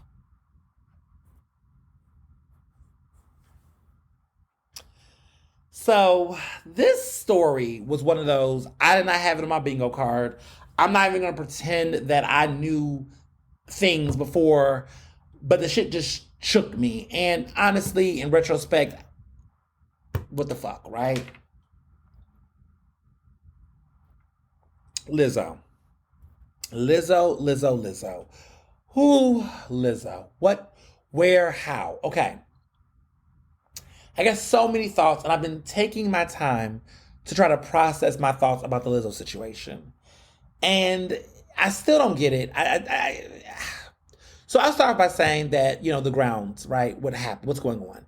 Lizzo's being sued by former dancers and people that work with her for basically having a toxic work environment. She basically is being accused of physically assaulting, intimidating, and, creating, just a hostile environment where people were being physically, mishandled, verbally abused, and there was acts of retaliation and bullying and all these things. I mean, basically, to be honest with you, it sounds like the Ellen DeGeneres shit with a couple of weird other things thrown in the mix, but it's giving Ellen DeGeneres. I think of this like Ellen DeGeneres. You have this super positive, forward-facing person that is pushing a brand that's built on positivity and inclusion, but behind the scenes, this person is being, accused of being a total monster. This is the same thing that happened with Ellen DeGeneres. Her legacy completely tainted behind allegations that her TV show was behind the scenes people, her production team was horrible. And then more people start to share their experience with Ellen that made her seem like she was the queen of mean rather than the nice girl. And Ellen leaned on identity, right? She was queer. She was openly gay. She was a gay icon to so many people. And then you look at someone like Lizzo. Lizzo was a plus-size black woman, dark-skinned black woman, who basically became a symbol of everything that America hates. This woman was pushing through and being successful regardless. That was powerful, right? To see someone like Lizzo in all of her weight, in all of her skin tone and hue, of her melanin, and all of her talent and her boldness and her embrace of her sexuality, she was iconic in really pushing that in this current era we're in music. She's not the first to do it, but she is one of the most successful to do it. And, I have always said on this show that I was never crazy about Lizzo's music personally, but I always respected her ability to create the music that she wanted to create. And that if it touched people and it made a mark on people, then that's what music is about. I mean, she comes from the greatest. I mean, she, Prince is her mentor. She went to my high school. We probably was at school around the same time, apparently. She was a part of the band, I think, at Alice Elsick, and I didn't even know her. I don't think I did. I couldn't recall. But, we were... Melissa. Ooh, girl. So, in that regard, I take it there. Now, the question about the allegations, the girls accusing her, this and a third. Here's what I believe. Where there is smoke, there is fire. I stand on that. Where there is smoke, there is fire. Okay? If there was an isolated incident, if it was a situation where there was a disgruntled person, one person or something, I could see that. But when you got all of these different angles, you got former dancers talking, you got a former choreographer, a black woman who's in film that really her talk about Lizzo, being difficult to work with when she was going to work on Lizzo's Watch Out for the Big Girls, that Emmy Award-winning show that was on Amazon Prime. When she said she left it and then a white man came to do the show, a cishet white man came to do the show, that to me was a big red flag for me. That there is some smoke here, right? And where there is smoke, there is fire. Now, when it comes to each of the categorical allegations being made, categorically, I don't know. I don't know if every single detail, every single person that's speaking is being completely honest and telling every full truth. I don't know. And I'm okay to say I don't know because there seems to be, in some cases with some of these women, contradictory statements where I'm struggling to figure out, okay, did Lizzo directly do this to you? Or did Lizzo, did you just, were you under the influence that Lizzo was going to penalize you if you didn't do it? Like there's some very ambiguity. There's a lot of ambiguity around when there was questions asked. I don't like TMZ. TMZ is trash. But they did the interview with the dancers, and some of them were saying things like, oh, well, I felt like if I didn't do it, this was going to happen. It's like, well, was it expressed? I mean, you got to elaborate a little bit more because you're making some big allegations. And I'm sitting here kind of like, well, where is the meat? Where is the beef? As some people could say. Where's the meat? Because something is missing here. So it's a lot of weird things happening there. And I just, I saw that clip and it's just kind of was weird to me. So I'm going to play a clip right here for y'all because, sometimes I like to, bring in additional audio. Were these demands or suggestions made by Lizzo, as you say, were they direct, where they said, I really want you to do it? Or was it more, I'm afraid if I don't, I might get fired? Yeah, I think for both of us, there was like this always looming feeling of thinking that if you didn't do something or you didn't adhere to certain suggestions or demands that your job could be in jeopardy, have fun with her and, go along with like what she was doing and, be down for anything that they were favored. They were hired for more shows. They were invited on, like private jets and to do cool things and, could hang out with her in like tropical settings like Hawaii and stuff like that. Some of our coworkers, it's just like there was no line between professionalism and personal. And so we had in our minds that if we weren't, down for anything, that we would then be ostracized later. It was this unspoken thing in the camp that if you weren't super fun, like if you like skipped out on all of the like outings and all that stuff, that you wouldn't be seen in good favor from Lizzo, and that you would then not be considered like one of the people that is like cool and down for anything, and then therefore not be booked for as many jobs. Okay, but like to my point, I mean, isn't that just the way it works in many companies? If you're not the social person that they build relationships with, then most likely is Lizzo doing it because you're not doing it, or is it because that's just life? Like, I'm not defending all the things that Lizzo's being accused of doing, but I'm just saying that on that argument, I'm like, where does that stand? How is that going to stand in court? So you're saying that pretty much Lizzo had fun and she was social, and the girls that wanted to have fun and be social with her were the ones who got promoted. I mean, that's kind of how it works in any company, to be honest with you. If you work at a job and you are partying or you're doing whatever you're doing, then naturally you're going to, build a relationship and say, you know what, you're cool. I want to work with you some more. And if you network more, you party more, you hang out with people more, sometimes that you build relationships. I mean, in the media industry, that's all it's about, relationships. I have built relationships with the editors and people I work with outside of the workplace. And as a result of that, that's allowed me to be considered for things because they know what my passions are, what my goals are. You can't build that if you're not going to stuff. And if you don't want to go to stuff because you feel uncomfortable, you don't have to be a part of the show. Like, she's not entitled to promote you because she's chosen to promote other people that she seems to like more or have had better connection with. That's just the industry. And if you didn't want to go out and hang out with her for whatever reasons, then that's what it is. But if you wasn't there, then you can't speak to what was going on there. So I don't know. That was something that's kind of stood out to me, where a lot of this seems to be, some of it seems to be a projection where these people are upset. Some of them are upset because they're not getting certain things, and because they're not seeing certain things happen for them, they're now blaming her for that. In my opinion, I think that this case isn't going to, I think that these people, in my mind, do not really want this to go all the way to trial. I think there's an aspect of them who they're threatening litigation so that there could be a settlement so that they can just get paid off.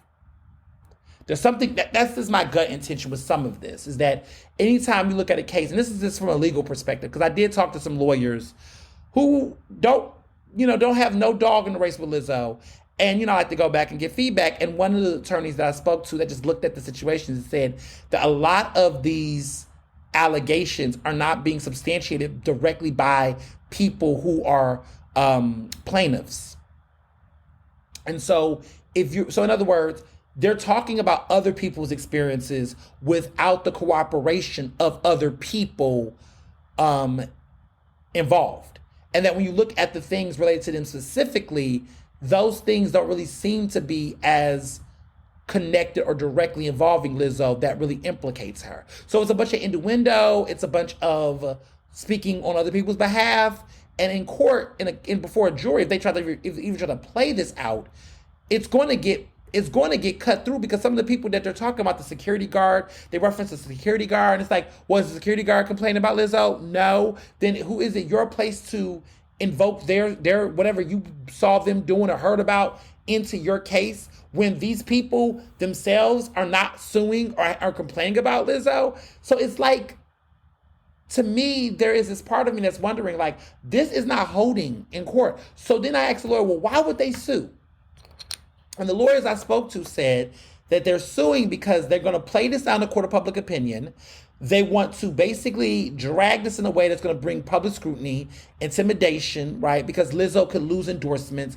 You look at what happened with Beyonce. Like, Beyonce didn't even name Lizzo recently on her tour. She kind of said Erykah Badu's name 4 times because Erykah Badu was throwing shade, so Beyonce threw shade back. But in the name of saying Badu's name 4 times in her segment, Lizzo's name was talked over. She didn't even talk about Lizzo. So it's obvious that there is starting to be some people already beginning to distance themselves a little bit from Lizzo at this time. And that is very telling. So I can see that public opinion does impact. People are already ready to throw Lizzo away and dismiss Lizzo, right?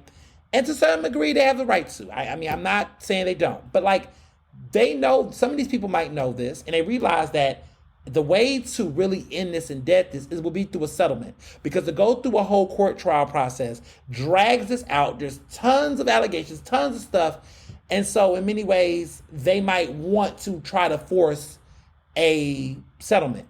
However, Lizzo's team might be like, fuck this. We ain't selling nothing. You ain't getting a goddamn dime. We're going to play this out in court and really expose you all for the lies that you all are. Lizzo has very much so denied these allegations. She calls it sensationalism. She calls a lot of things. There's a part of me that wonders, and I'm hearing some of the stuff that Lizzo's been accused of, and I wonder to myself, some of the stuff I heard, not that I support any of it, but some of this seems like stuff that a lot of these celebrities are doing to their talent. And I'm not saying that it's healthy, but we have been in a culture where everybody has been, pretty much doing ridiculous long hours of rehearsals and auditions. I wonder if Beyonce is looking at some of that and being like, ooh, maybe I could get sued. But the truth is that it's almost like in this industry, you have agency, right? No one is asking you to be famous. Nobody's forcing you to be famous. You choosing to get out here in the political arena and decide to be a part of these types of groups. I'm not saying that you deserve to be abused. I'm saying that this could not have been a new thing. You could have gotten to the point where you said every other time I performed, everything was 8 hours a day with lunch, breakfast, and dinner, no overtime. Everything was great. I had space and flexibility, and it's perfect. And now I get in Lizzo's territory, and now I'm doing things that are completely harmful. I don't believe that. I don't believe that personally. I do have some pushback on that reality.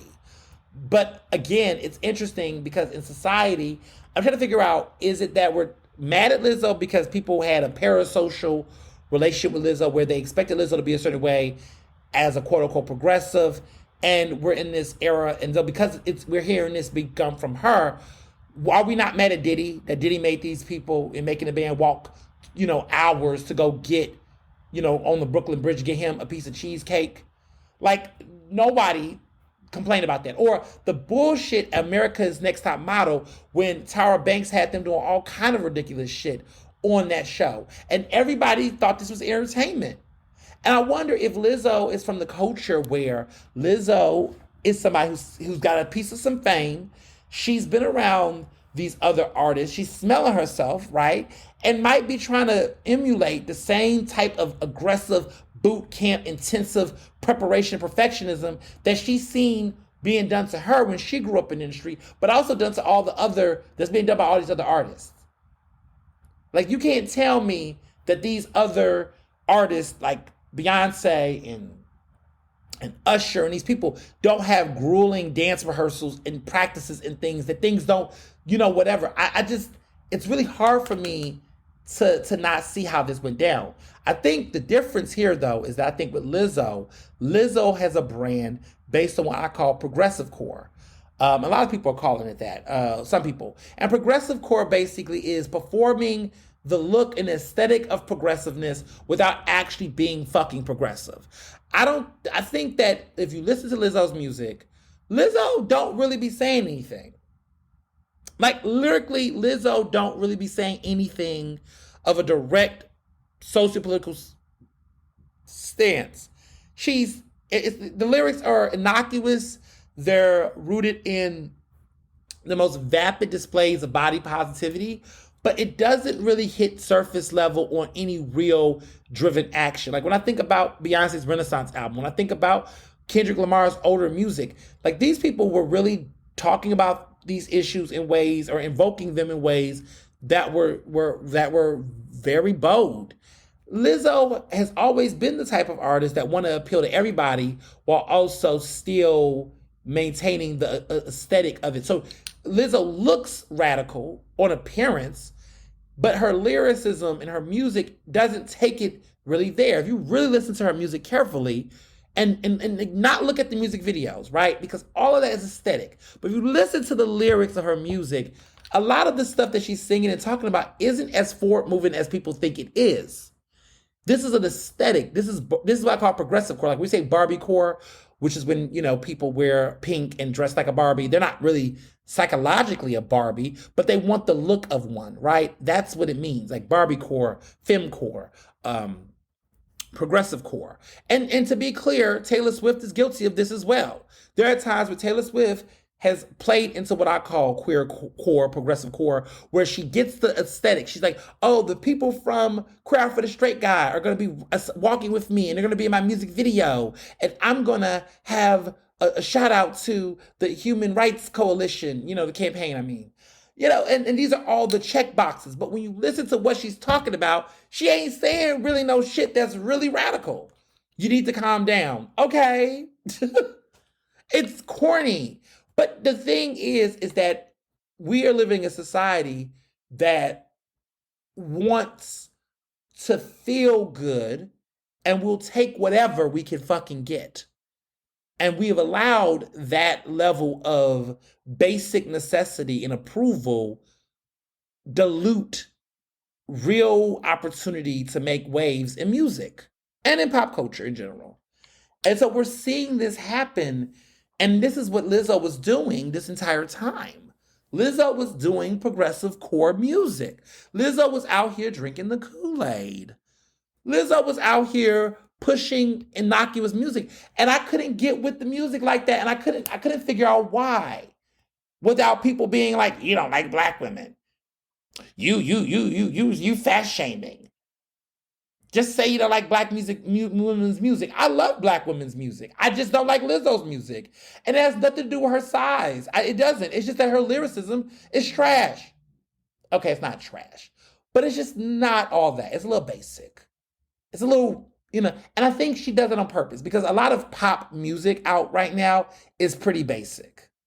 A lot of pop music out right now is pretty vapid, and that's what makes it popular music because it's appealing to a mainstreamness. And Lizzo leaned on appealing to white audience people because that was her core. Because I remember when she first came out, a lot of black people wasn't really feeling her. I mean, And people try to argue that could that be like the Whitney Houston situation? Like when Whitney Houston first came out, a lot of people, including Al Sharpton, was acting like Whitney wasn't black enough and that her appeal in mainstream radio didn't have soul and that she was appealing to a white audience. And then like it was ignoring and erasing. But then when Whitney got with Bobby and Whitney started, kind of having some real, bold moments, then people didn't question her blackness. And Lizzo, arguably was in the same realm because Lizzo is one of the few artists in our history. She's one of the few black women in music history to win the Grammy for Record of the Year.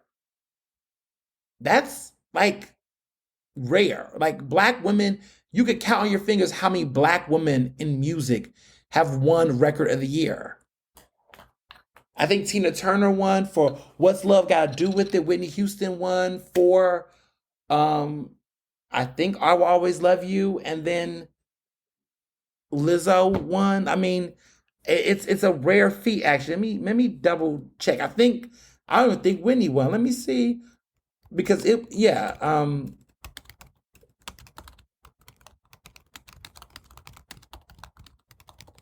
so yes. So apparently, yes, she's the first black woman to do this in almost 30 years.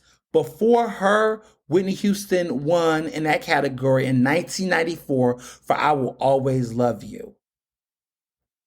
She won Record of the Year for her song About Damn Time. And she's the second black woman to do this. I think they said Roberta Flack did it, I think.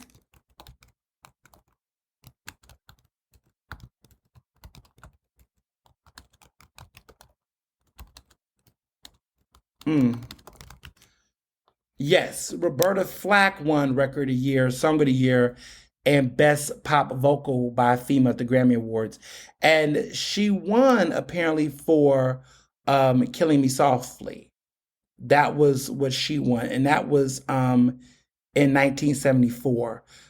Killing Me Softly with his song at the 1974 Grammys. So it took 20 years. Roberta Flack was the first black woman to do this. She won for Killing Me Softly with his song.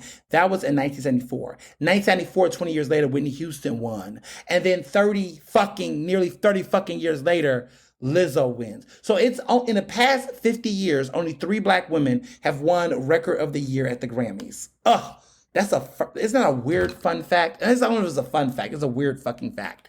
But like only 3 black women in 50 years. So if you look at the 3 women who won, Whitney Houston, Lizzo, these are women who had crossover appeal to white audiences. Beyonce has made music that she's had some music that has had crossover appeal, but she just could never get it right. But she's been, and lately her music has been very core into black soul music. Even though it's popular, it doesn't have the ability to get that win for whatever reasons. It's very rare. And so Lizzo's win was a really big damn deal at the Grammys this year. And I hadn't even processed why that was really interesting. Because in most of my life, only 2 black women in my lifetime have won, Whitney and now Lizzo. And look at Lizzo now. Look what Lizzo's going through. So I think there's some things. So what I will say in wrapping this part up is I think the verdict is still out, but I think there is some truth on both sides, but I also think there's some denial and some untruths on both sides. That's my sense. That's my gut. I'm interested to see what the court exposes and the trial do if it gets to that point. But honestly, I think it's too early, in my opinion, to be quick to just entertain everybody. But that being said, I am side-eyeing Lizzo because I'm just kind of like I said before, where there's smoke, there's fire. That's where I stand on it right now. I that's where I'm at with it. Y'all wanted me to talk about Neo and his transphobia. It's easy. Fuck Neo. Fuck that bald dickhead. I'm not here for him. All right, moving on. Jamie Foxx. This is crazy. Jamie Foxx had this. I don't even okay, all right.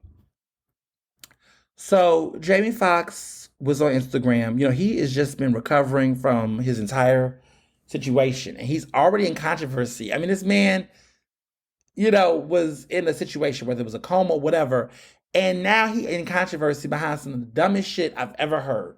So Jamie Foxx, basically went on, social media on his Instagram and basically made a post that was trying to clarify that he had fake friends.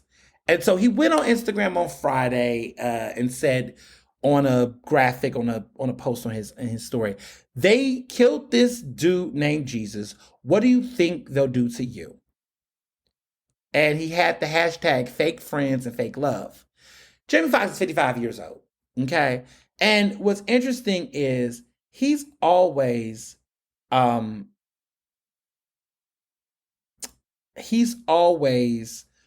someone who has basically never really had too much. He's had crossover appeal. He's won a Grammy, he's won an Oscar. Like, this dude don't harm a fly. Like, I think everybody looks at Jamie Foxx as like before Will Smith. Like, it's like there's certain people in Hollywood that I feel like white folks, black folks, everybody love them. They're never really in drama. Will Smith before the slap, Jamie Foxx, Queen Latifah. They just never in the news. They don't ever have drama behind their names. They are pretty much, get along with people energy. I'd say Morgan Freeman too. But there's certain people that just don't ever be in like any major controversy that make people not like them. There's more people, but these are the people I think of automatically. So when he made this post and I saw the post, I got it as a black person. I was like, this is colloquial conversation. In our Christian heritage, when we say people kill Jesus, we are trying to imply that no matter how good you are in this world, there will always be people that's going to backstab you. It's not anti-Semitism. They've been saying it's anti-Semitic. There is this random news website that is called A Wider Frame. They focus on Jewish issues. And they describe this post as horrifically anti-Semitic message to its 16.7 million followers. And they were like saying that the use of they was this idea of this myth that Jews collectively murdered Jesus, and also referred to as decicide.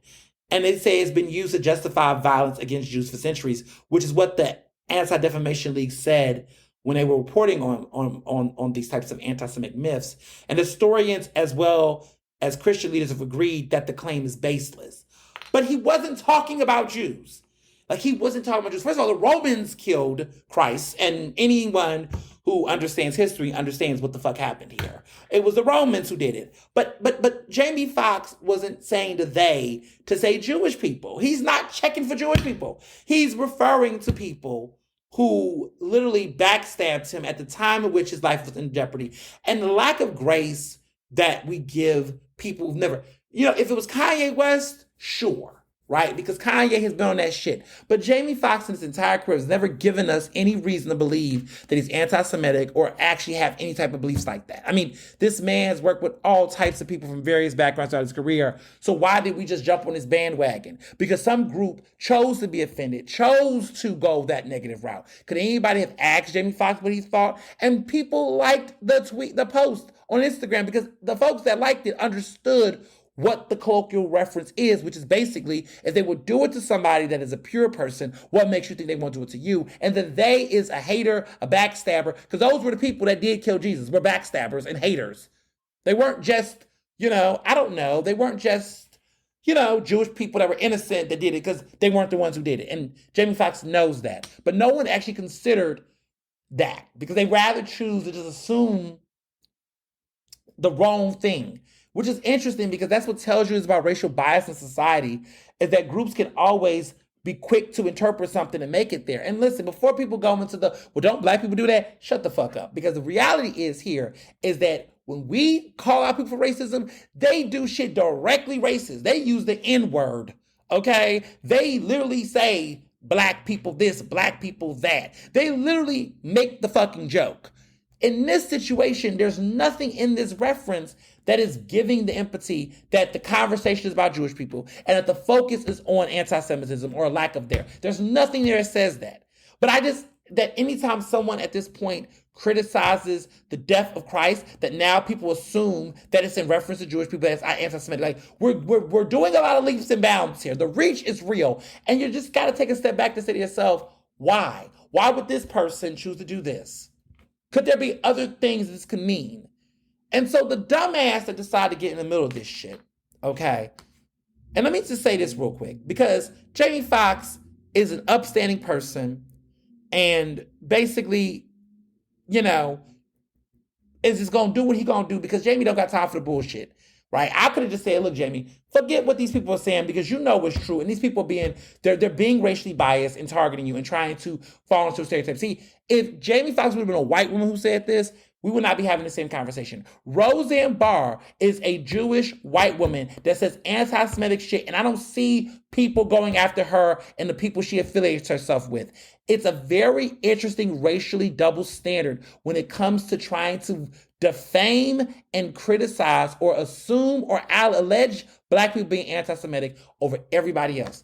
It's interesting. Anytime there's a Muslim person or a Black person or somebody that's in both of those intersections, it's very interesting how they are oftentimes being weaponized as the face, because deep down behind that narrative is Islamophobia and racism. And listen, I tell people all the time that one experience of marginalization does not speak to one's allyship and support in other communities. You're talking to a Black gay man who has experienced racism in the LGBTQ community. And if you don't think that there are racist Jewish people that are racially biased in their pursuit to try to attack and defame Black people, or go so far as to drink and indulge into Islamophobia, for the sake of then trying to weaponize and justify their discriminatory practices as being a fight against anti-Semitism, then you, my friend, are not really looking at what's happening. I've seen it. I've been there because I was there. I have been in spaces where I have seen people simply be quick to call someone anti-Semitic when said person is critical.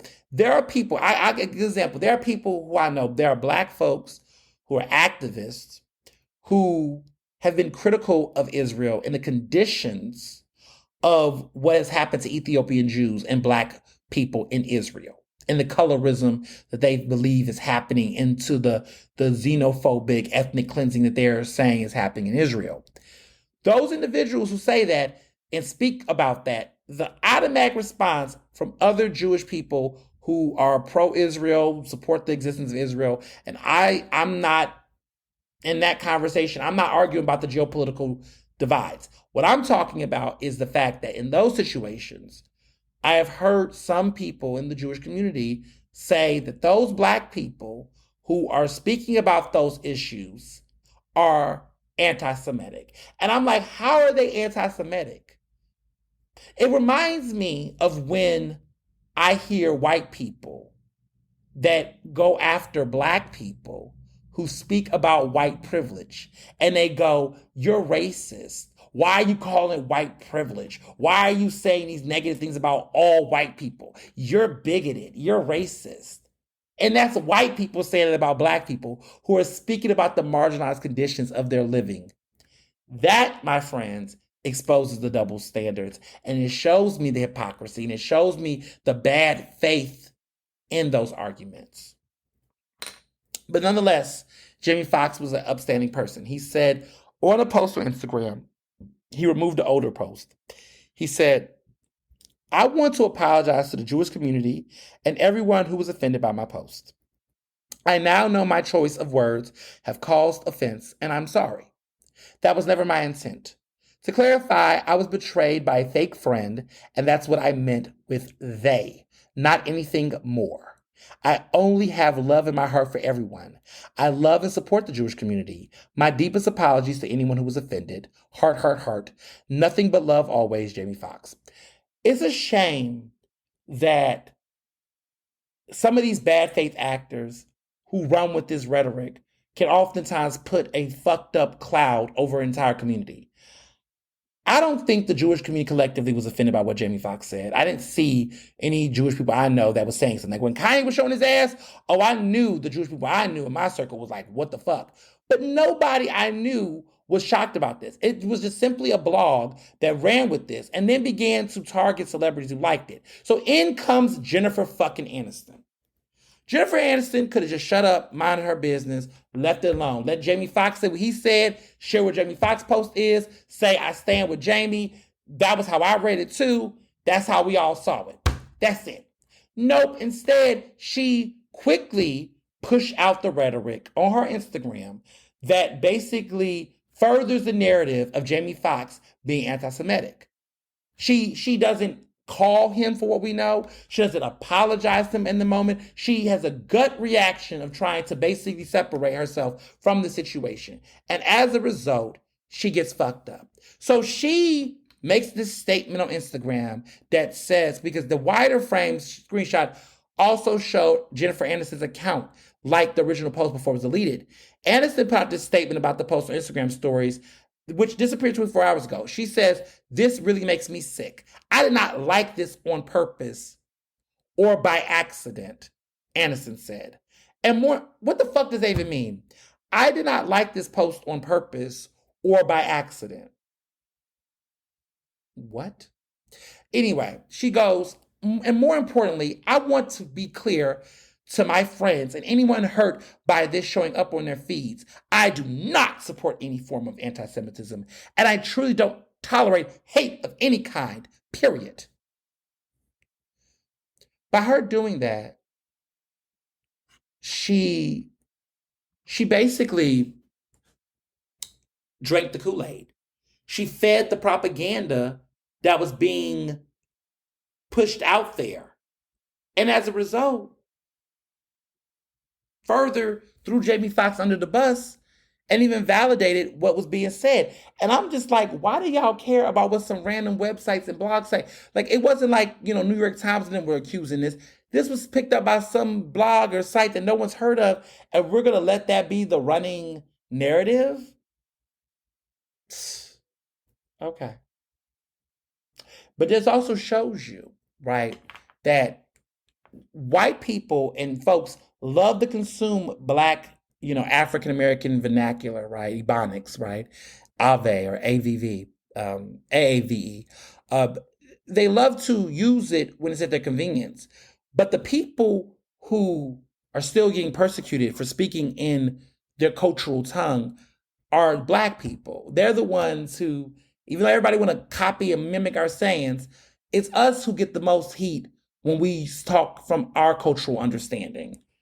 And it just shows you that for all of the people that use the sayings and phrases and consume our culture, they don't know it. They don't educate themselves to actually know it, because for them it's an aesthetic. For them it's black woke core. It's an interest in trying to assimilate for means of capitalistic purposes, but does not have the true essence or affinity to be better. We see it all the time. It ain't no surprise to us.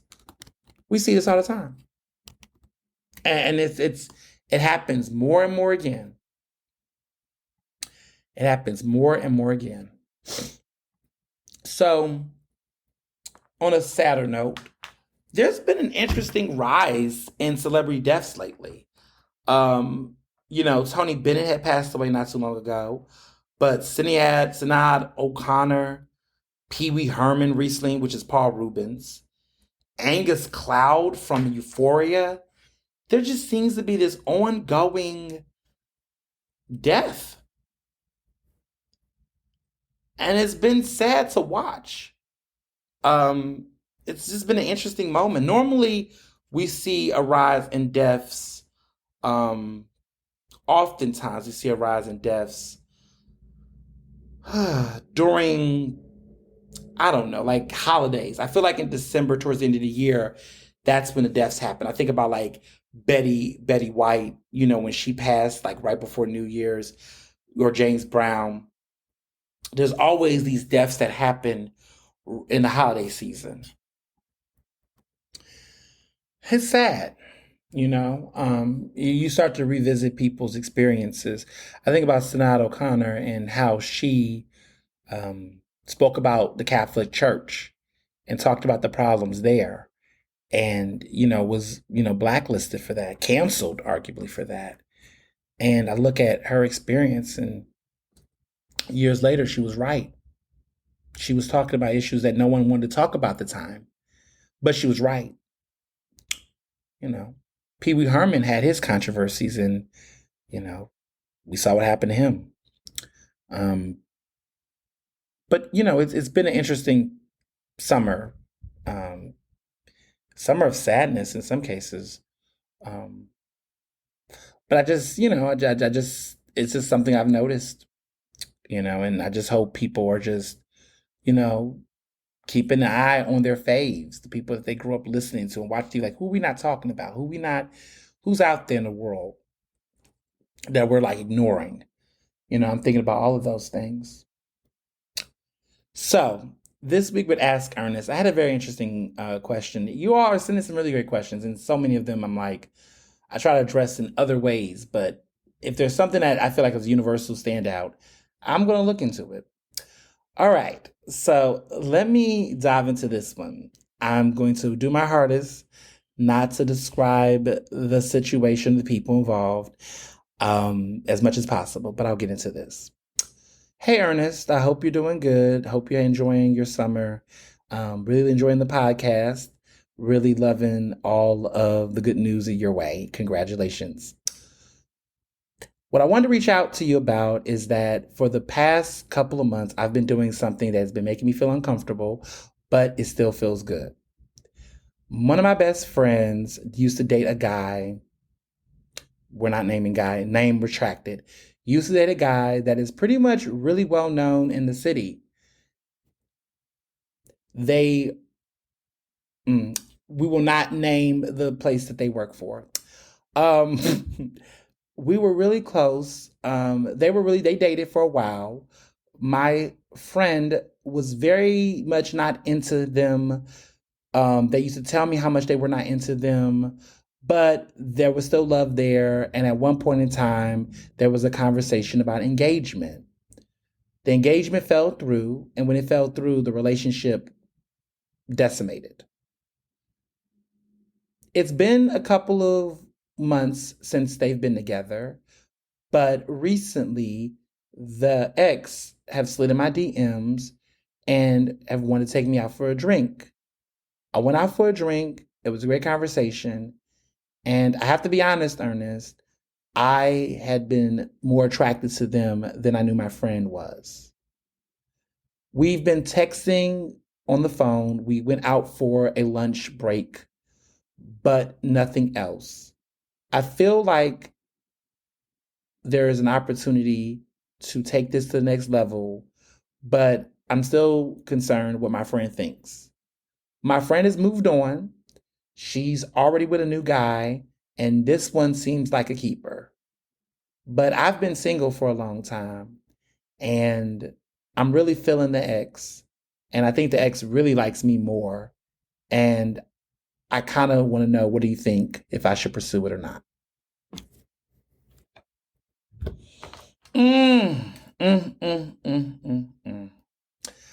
I'm not judging you, but fuck you, girl. No, I'm joking. But really, no, fuck you. Listen. So you're basically asking, do you think you should, circle back for a third time, in the words of Plies, for a third time? Are you trying to ask me if it's okay to mess around with your friend's ex? First of all, you already been doing too much. If you have not, you clearly have not communicated this with a friend. It sounds like. But going on lunch, going out for a drink, having text message conversations, you already messy. You already in the dirt. You already doing it. You talking about some take it to the next level. I guess fucking is the question. Like you don't think none of this is okay until you fuck the person. You already across the lines. You already in the mess. I think honestly, you need to have a conversation with your friend about it. Because last time I checked, your loyalty was with the friend, not with this dude. This dude, I mean, it don't seem like y'all was friends or whatever. It don't seem like that was the vibe. Because clearly, it looked like you're sneaking, like you're having private lunch meetings and text messages, and you really got a little ashamed too. Honestly, you got to figure out. I mean, my thing is, the one thing that stood out to me, what you said you haven't been in a relationship for a long time. So you have been, the well has been dry, no pun intended. And it seems like the well has been dry. So you got a little excitement. But I'm questioning to myself, do you want him because your friend had him and you think there's something about him? Is you bored? Are you bored and you feel like this is like the only option that's been giving you attention? I don't want, first and foremost, I want you to interrogate your actual interest in the dude. Because it seems to me like this is coming because he gave you a shout out. Like, had he not reached out to you first and tried to slide in your DMs, you would have never had interest or pursued it. So that's a red flag for me that he's decided to slide in your DMs and now you feeling special. But there's a consequence when you want to feel special with your friend's ex. Okay, that's some disloyal shit. I'm not trying to be mean. I'm just saying that as somebody, have I went through that? I went through some shit like that when I was in high school. High school. Nobody in my college life, my professional life, my grown ass life. Listen, you want to do that? You could do that, but you ain't gonna be with me, friends with me. You want to do that? You could do that. Some will argue that if you're really over your ex, that it shouldn't really matter what the friend do. Nah. Let me tell you something. It's not that no one possesses the person. It's just that if you are a friend, a close friend, and you and that person have had boundaries, or you are, this person and then broke up, they were engaged. Okay? They broke it, they was together for a period of time.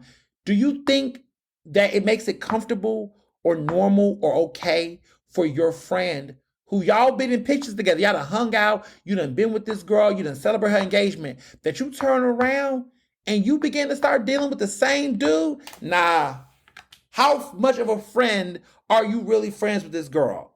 Because this looks sneaky, it looks deceptive, and it's not cute, and it's not cute. It's not cute, boo-boo. If I were you, I don't know what I would do. No, I know what I would do. Fuck that. If I were you, I would stop it. I would tell that dude, listen.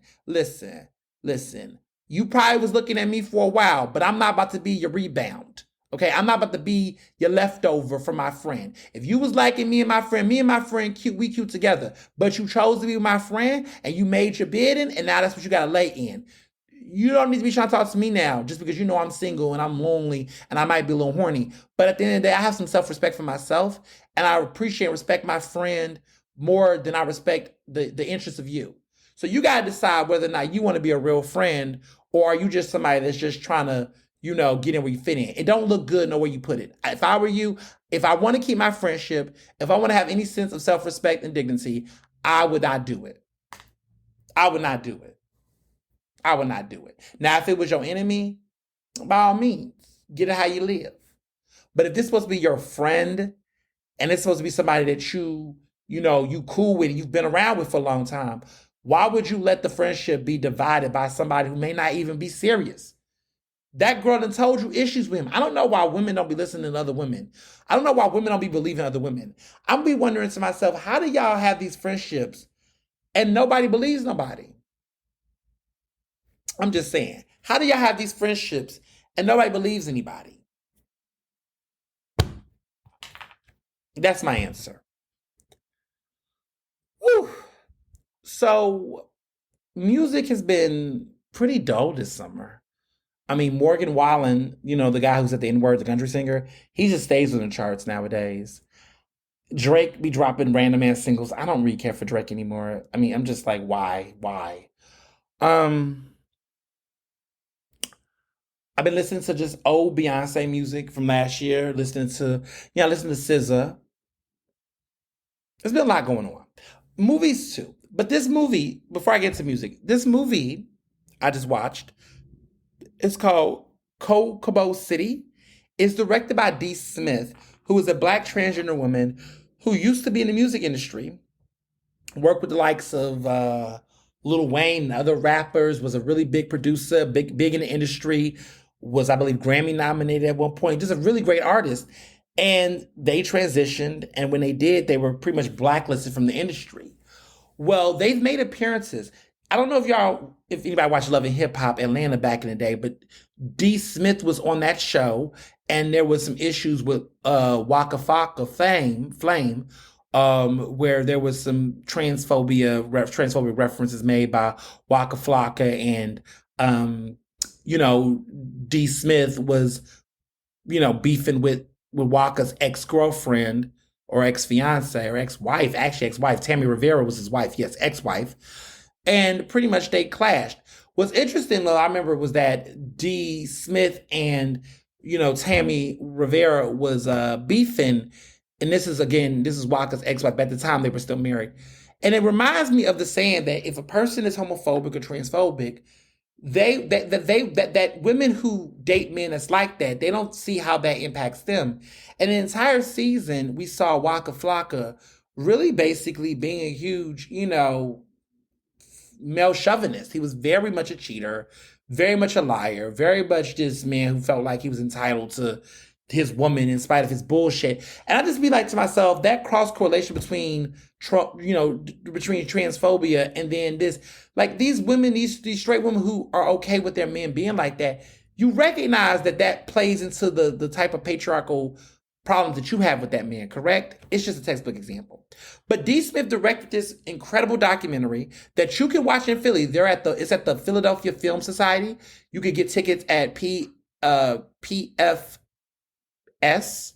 Philadelphia Film Society, PFS. You can check them out. They got tickets at the Bourse Theater over there in Old City. You should go over there, check this film out. It's a great documentary. It's like about 90 minutes and basically explores the new era of Black trans women in sex work and the experiences of Black trans women living in the fringe of this type of enterprise.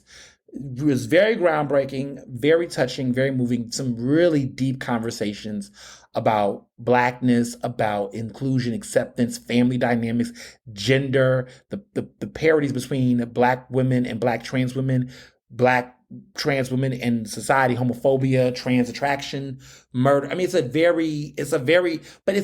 good documentary, but it's not one of those documentaries where they're so strict by the book. Like the sources and the women that are interviewed are very straight up and frank, very frank and vulgar and fun. It's not for kids. There is definitely some nudity and some interesting visuals, but it was so radically gut punchingly raw and real. Like they don't hold any punches. It's a very just. So there's a documentary out right now on HBO Max. Well, I'm sorry, Max, called The Stroll. I highly recommend you watch The Stroll. The Stroll is interesting, but this Kokomo City is just like, I mean, I haven't seen things so revelatory since Paris is Burning, which is another great documentary that's on Max. So I will watch The Stroll and I will watch Paris is Burning. And then, if you can, because it's limited release, check out this wonderful documentary called Kokomo City. It's Kokomo City. And it is in Philadelphia right now. You can get tickets to see it. I watched it this weekend and I was just mesmerized. It's great. I definitely think there should be some Oscar bait. Sundance Film Festival, it won a jury audience prize. It's been getting some good buzz, but now's the time to see it in Philadelphia. I highly recommend it. Music-wise, like I said, it's been dull, but there's two songs I want to talk about. Haley got a new song out, and oh my God, it is so good. I've been waiting for Halle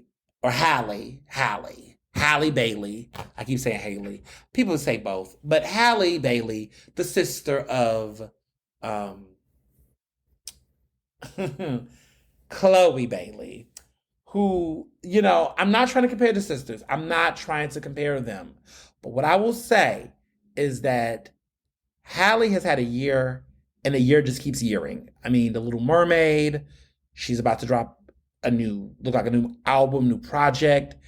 And now she's getting ready for, The Color Purple, which is going to come out apparently later this year.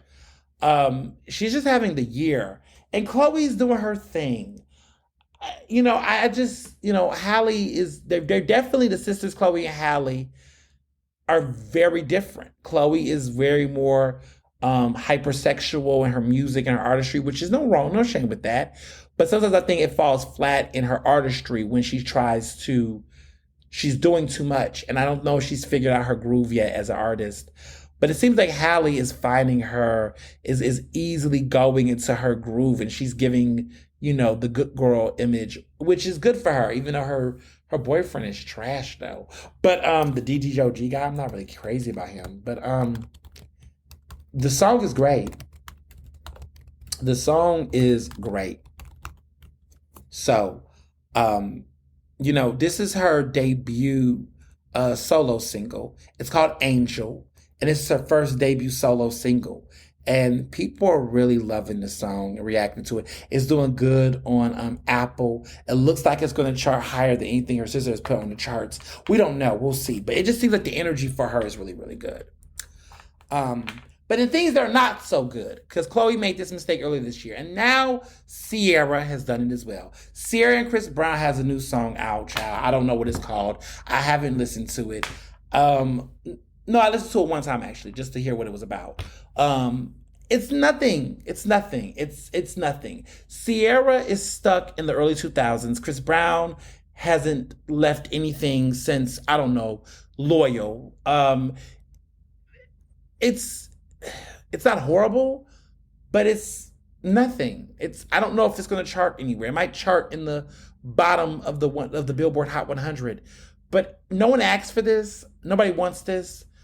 And my whole thing with Sierra is, wow, Sierra, because you if you was gonna work with Chris Brown, you should. This all feels like this should have happened in 2008. Like, I don't know why we're doing this right now. Like 15 years later, they finally get on a song together, try to do this song, and I'm just like, no, like this is not my childhood. I don't want this. I didn't ask for this. You guys are in your 30s. Grow up. Like, I don't know why we don't need this music. We're not asking for these songs. Yeah, not a fan. Not a fan. But you already knew this already. So on TV, I've been watching 2 shows. This week I've been busy, clearly. But there's 2 shows I've watched, and you all can guess what they are. So I watched Love and Hip Hop Atlanta. Love and Hip Hop Miami is coming back.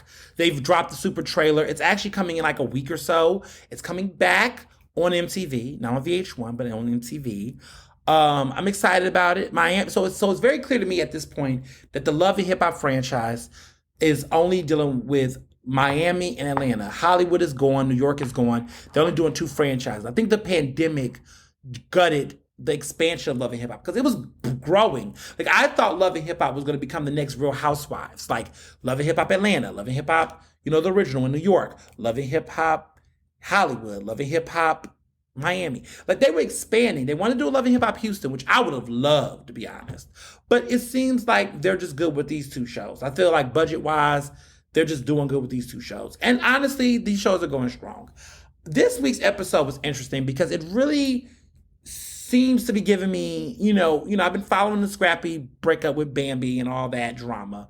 But this season, this episode, it looked like it was the let's show, Scrappy's redeeming traits. So it was about Scrappy's perspective on his breakup, his situation with his child. It's very messy. And then who comes back? The glorious, lovely Erica Dixon. Oh, love Erica. Naturally beautiful. Just a naturally beautiful woman. Erica Dixon is gorgeous. Just gorgeous. Like one of the most attractive reality TV show women of all time. In my opinion. She's just a beautiful woman. But she is back on the show. And, we didn't see her go back and forth between Scrappy throughout the seasons on child support, this, that, and third. But right now, they're in this very good, healthy relationship. But a lot of listeners on the podcast, a lot of you all listening to Ernestly Speaking, brought this up. And I love when y'all, get in my DMs and we talk about some of this stuff that is like, lighter. you all made the point that doesn't it seem like every time Scrappy leaves an ex, Erica did and him become on better terms because she the baby mama? Good fucking point made.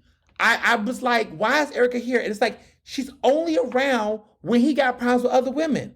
Do you remember he was dating Shay Johnson, from Love and Hip Hop Miami, but she was also in Atlanta for a period of time.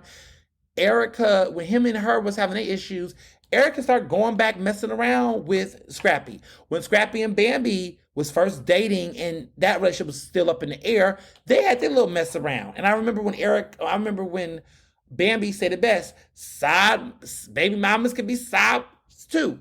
I'm like, this is true. But it's interesting that now, Imani, which is their daughter, Scrappy and Erica Dixon's daughter, she's growing up. She's going to college, apparently. She's so adorable. She's so fully grown up. Like, I grew up watching this little girl become a full-fledged woman. Like, I remember, I've been watching Love and Hip Hop for, over a decade and some change, 12 years of it, I believe. And I'm like, wow. I remember she was, a little girl playing video games. Now she's, headed to college, and she's, she's grown. It's interesting that they've been on TV this entire time. It's crazy because Scrappy is everybody keeps talking about how he used to be this great rapper. Scrappy has been a reality show star longer than he was a rap star. Same with Young Jock. Young Jock had a couple of cool little hits, couple of albums, but Young Jock is literally a celebrity. He's a reality show star. He's more of that than a musician, But it was interesting seeing this perspective. I do believe that apparently Erica and Bambi are going to meet in person, and it's going to be a big old brawl. So I'm anticipating watching that, even though I don't like the violence. But I'm just saying it's just like Erica. I love Erica, but my thing to Erica is, girl, you know how fucked up Scrappy can be because we saw him dog you out on TV and cheat on you and play in your face. Listen, Bambi should have believed your experience and not pursue him. Bambi learned the hard way. But this is not the time to be up in this man's face because but it just seems like there's these times where they all want to be with each other and be a family. I hope she frees herself and just be herself and not have to feel like it. But I feel like every time she's single again, she feels like, it's fun to be fun. And it's just like, man, he ain't all that. So then I'm also watching Jocelyn's Cabaret, as you all know, in New York. And Jocelyn is a mess, but this is my guilty pleasure. Jocelyn, this Cabaret, I don't know. I'm just watching it. I'm learning. But I'm just at a point where I'm trying to figure out. It's a reality show, so I get that. I get there's some fakeness to it. But, Zeus, I'm a subscriber. But I feel like sometimes with these Zeus shows, I do appreciate the vulgarity, the nudity, the nudeness, the very in-your-faceness of these shows. But there's also the part of me where I'm just kind of like, okay, at some point, people got to get to the bag.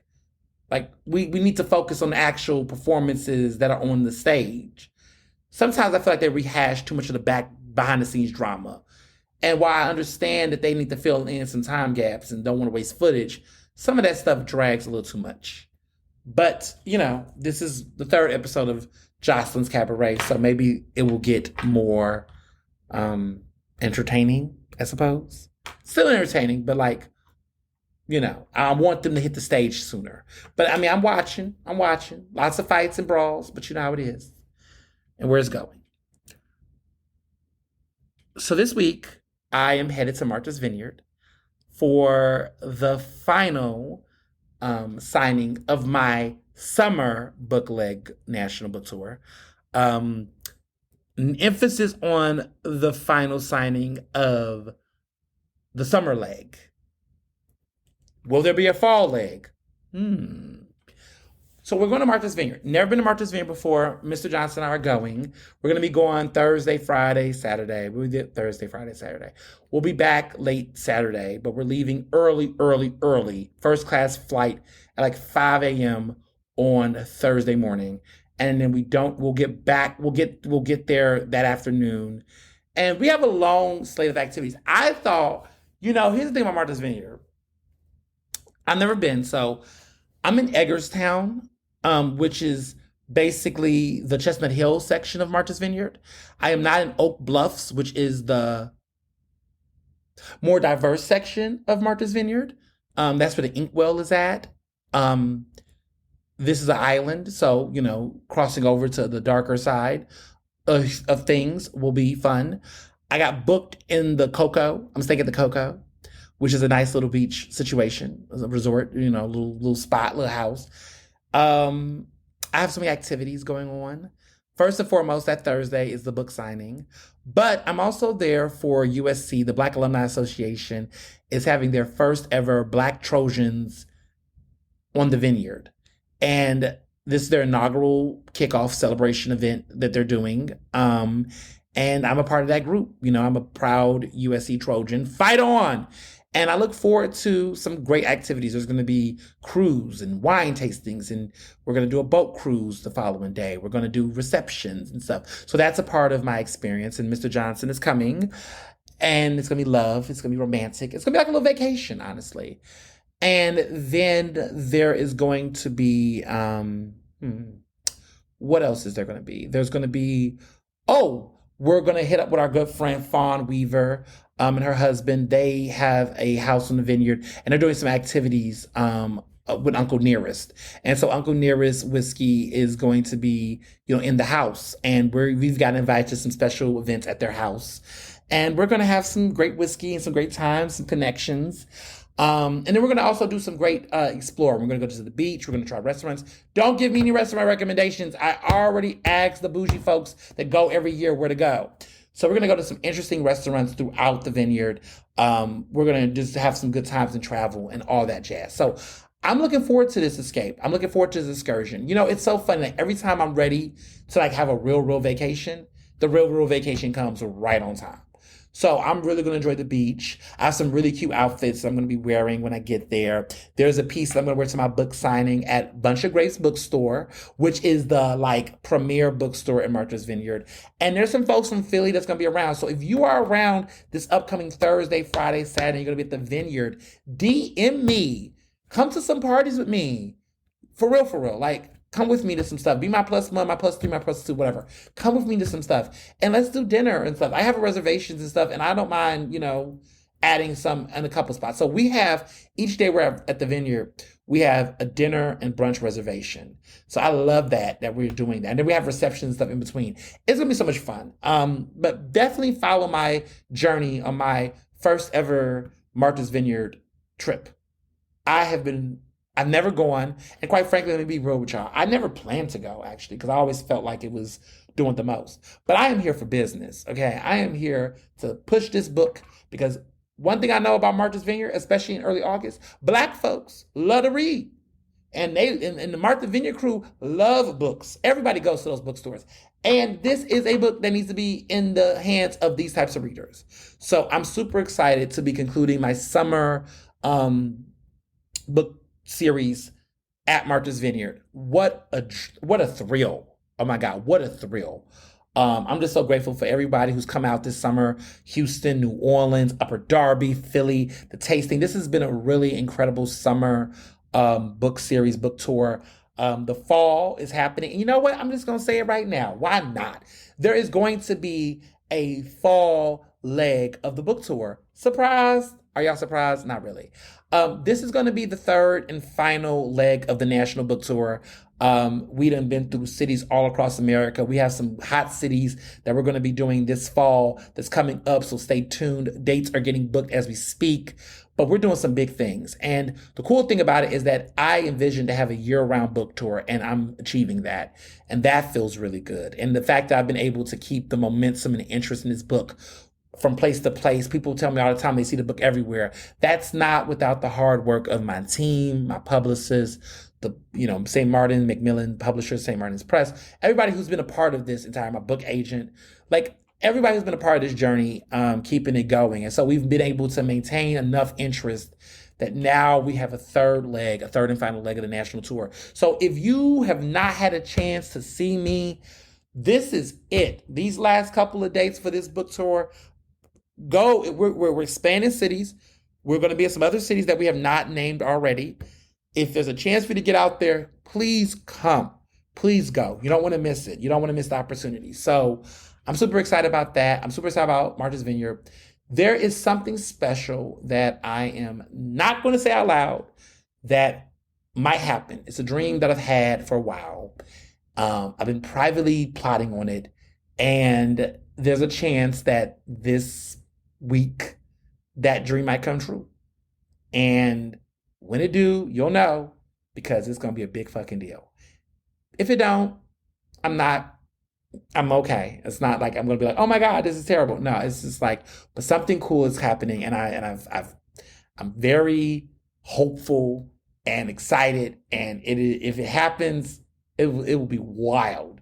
But I gotta, fingers crossed, not gonna jinx myself. I'm just gonna keep the faith and see what happens. But you'll know if it happens, okay? Well, it just gives me chills now just thinking about it. But we'll see. We'll see what happens there. But thank you all so much for listening to the show, as always. And real quick thing, if you're new, you've been listening to the show lately and you've not reviewed the podcast, please review the podcast on Apple Podcasts. Please leave a 5-star review if that's how you feel. Leave a 5-star review. Talk about how much you love the show. Ratings do help. We're at the summer phase of the show, in the mid-level. So reviews help, raise the podcast's ability to be seen and amplify on the channels. I have a strong base of core people that listen to the podcast, but, it'd be nice to expand it. And so a lot of you all, I've been looking at the ratings go up for the podcast significantly this summer. Like, you all are listening to this podcast. But people leaving reviews just haven't happened. And a lot of times it's because y'all just be forgetting. I get it, because I do it all the time. But reviews do matter. If you really love this podcast, if you stand by side, if you support it, please, please, please leave a 5-star rating on Apple Podcasts to help get the word out about this wonderful show. So thank you all so much for your support. And as always, be well and be best. Ernestly Speaking is recorded in Philadelphia, Pennsylvania, and can be found on Apple Podcasts, Google Podcasts. To stay up to date with the latest on the show, follow me on Facebook, Twitter, and Instagram at Mr. Ernest Owens. Use the hashtag Ernestly Speaking to tell me what you thought about this episode, and check out my website at ernestowens.com.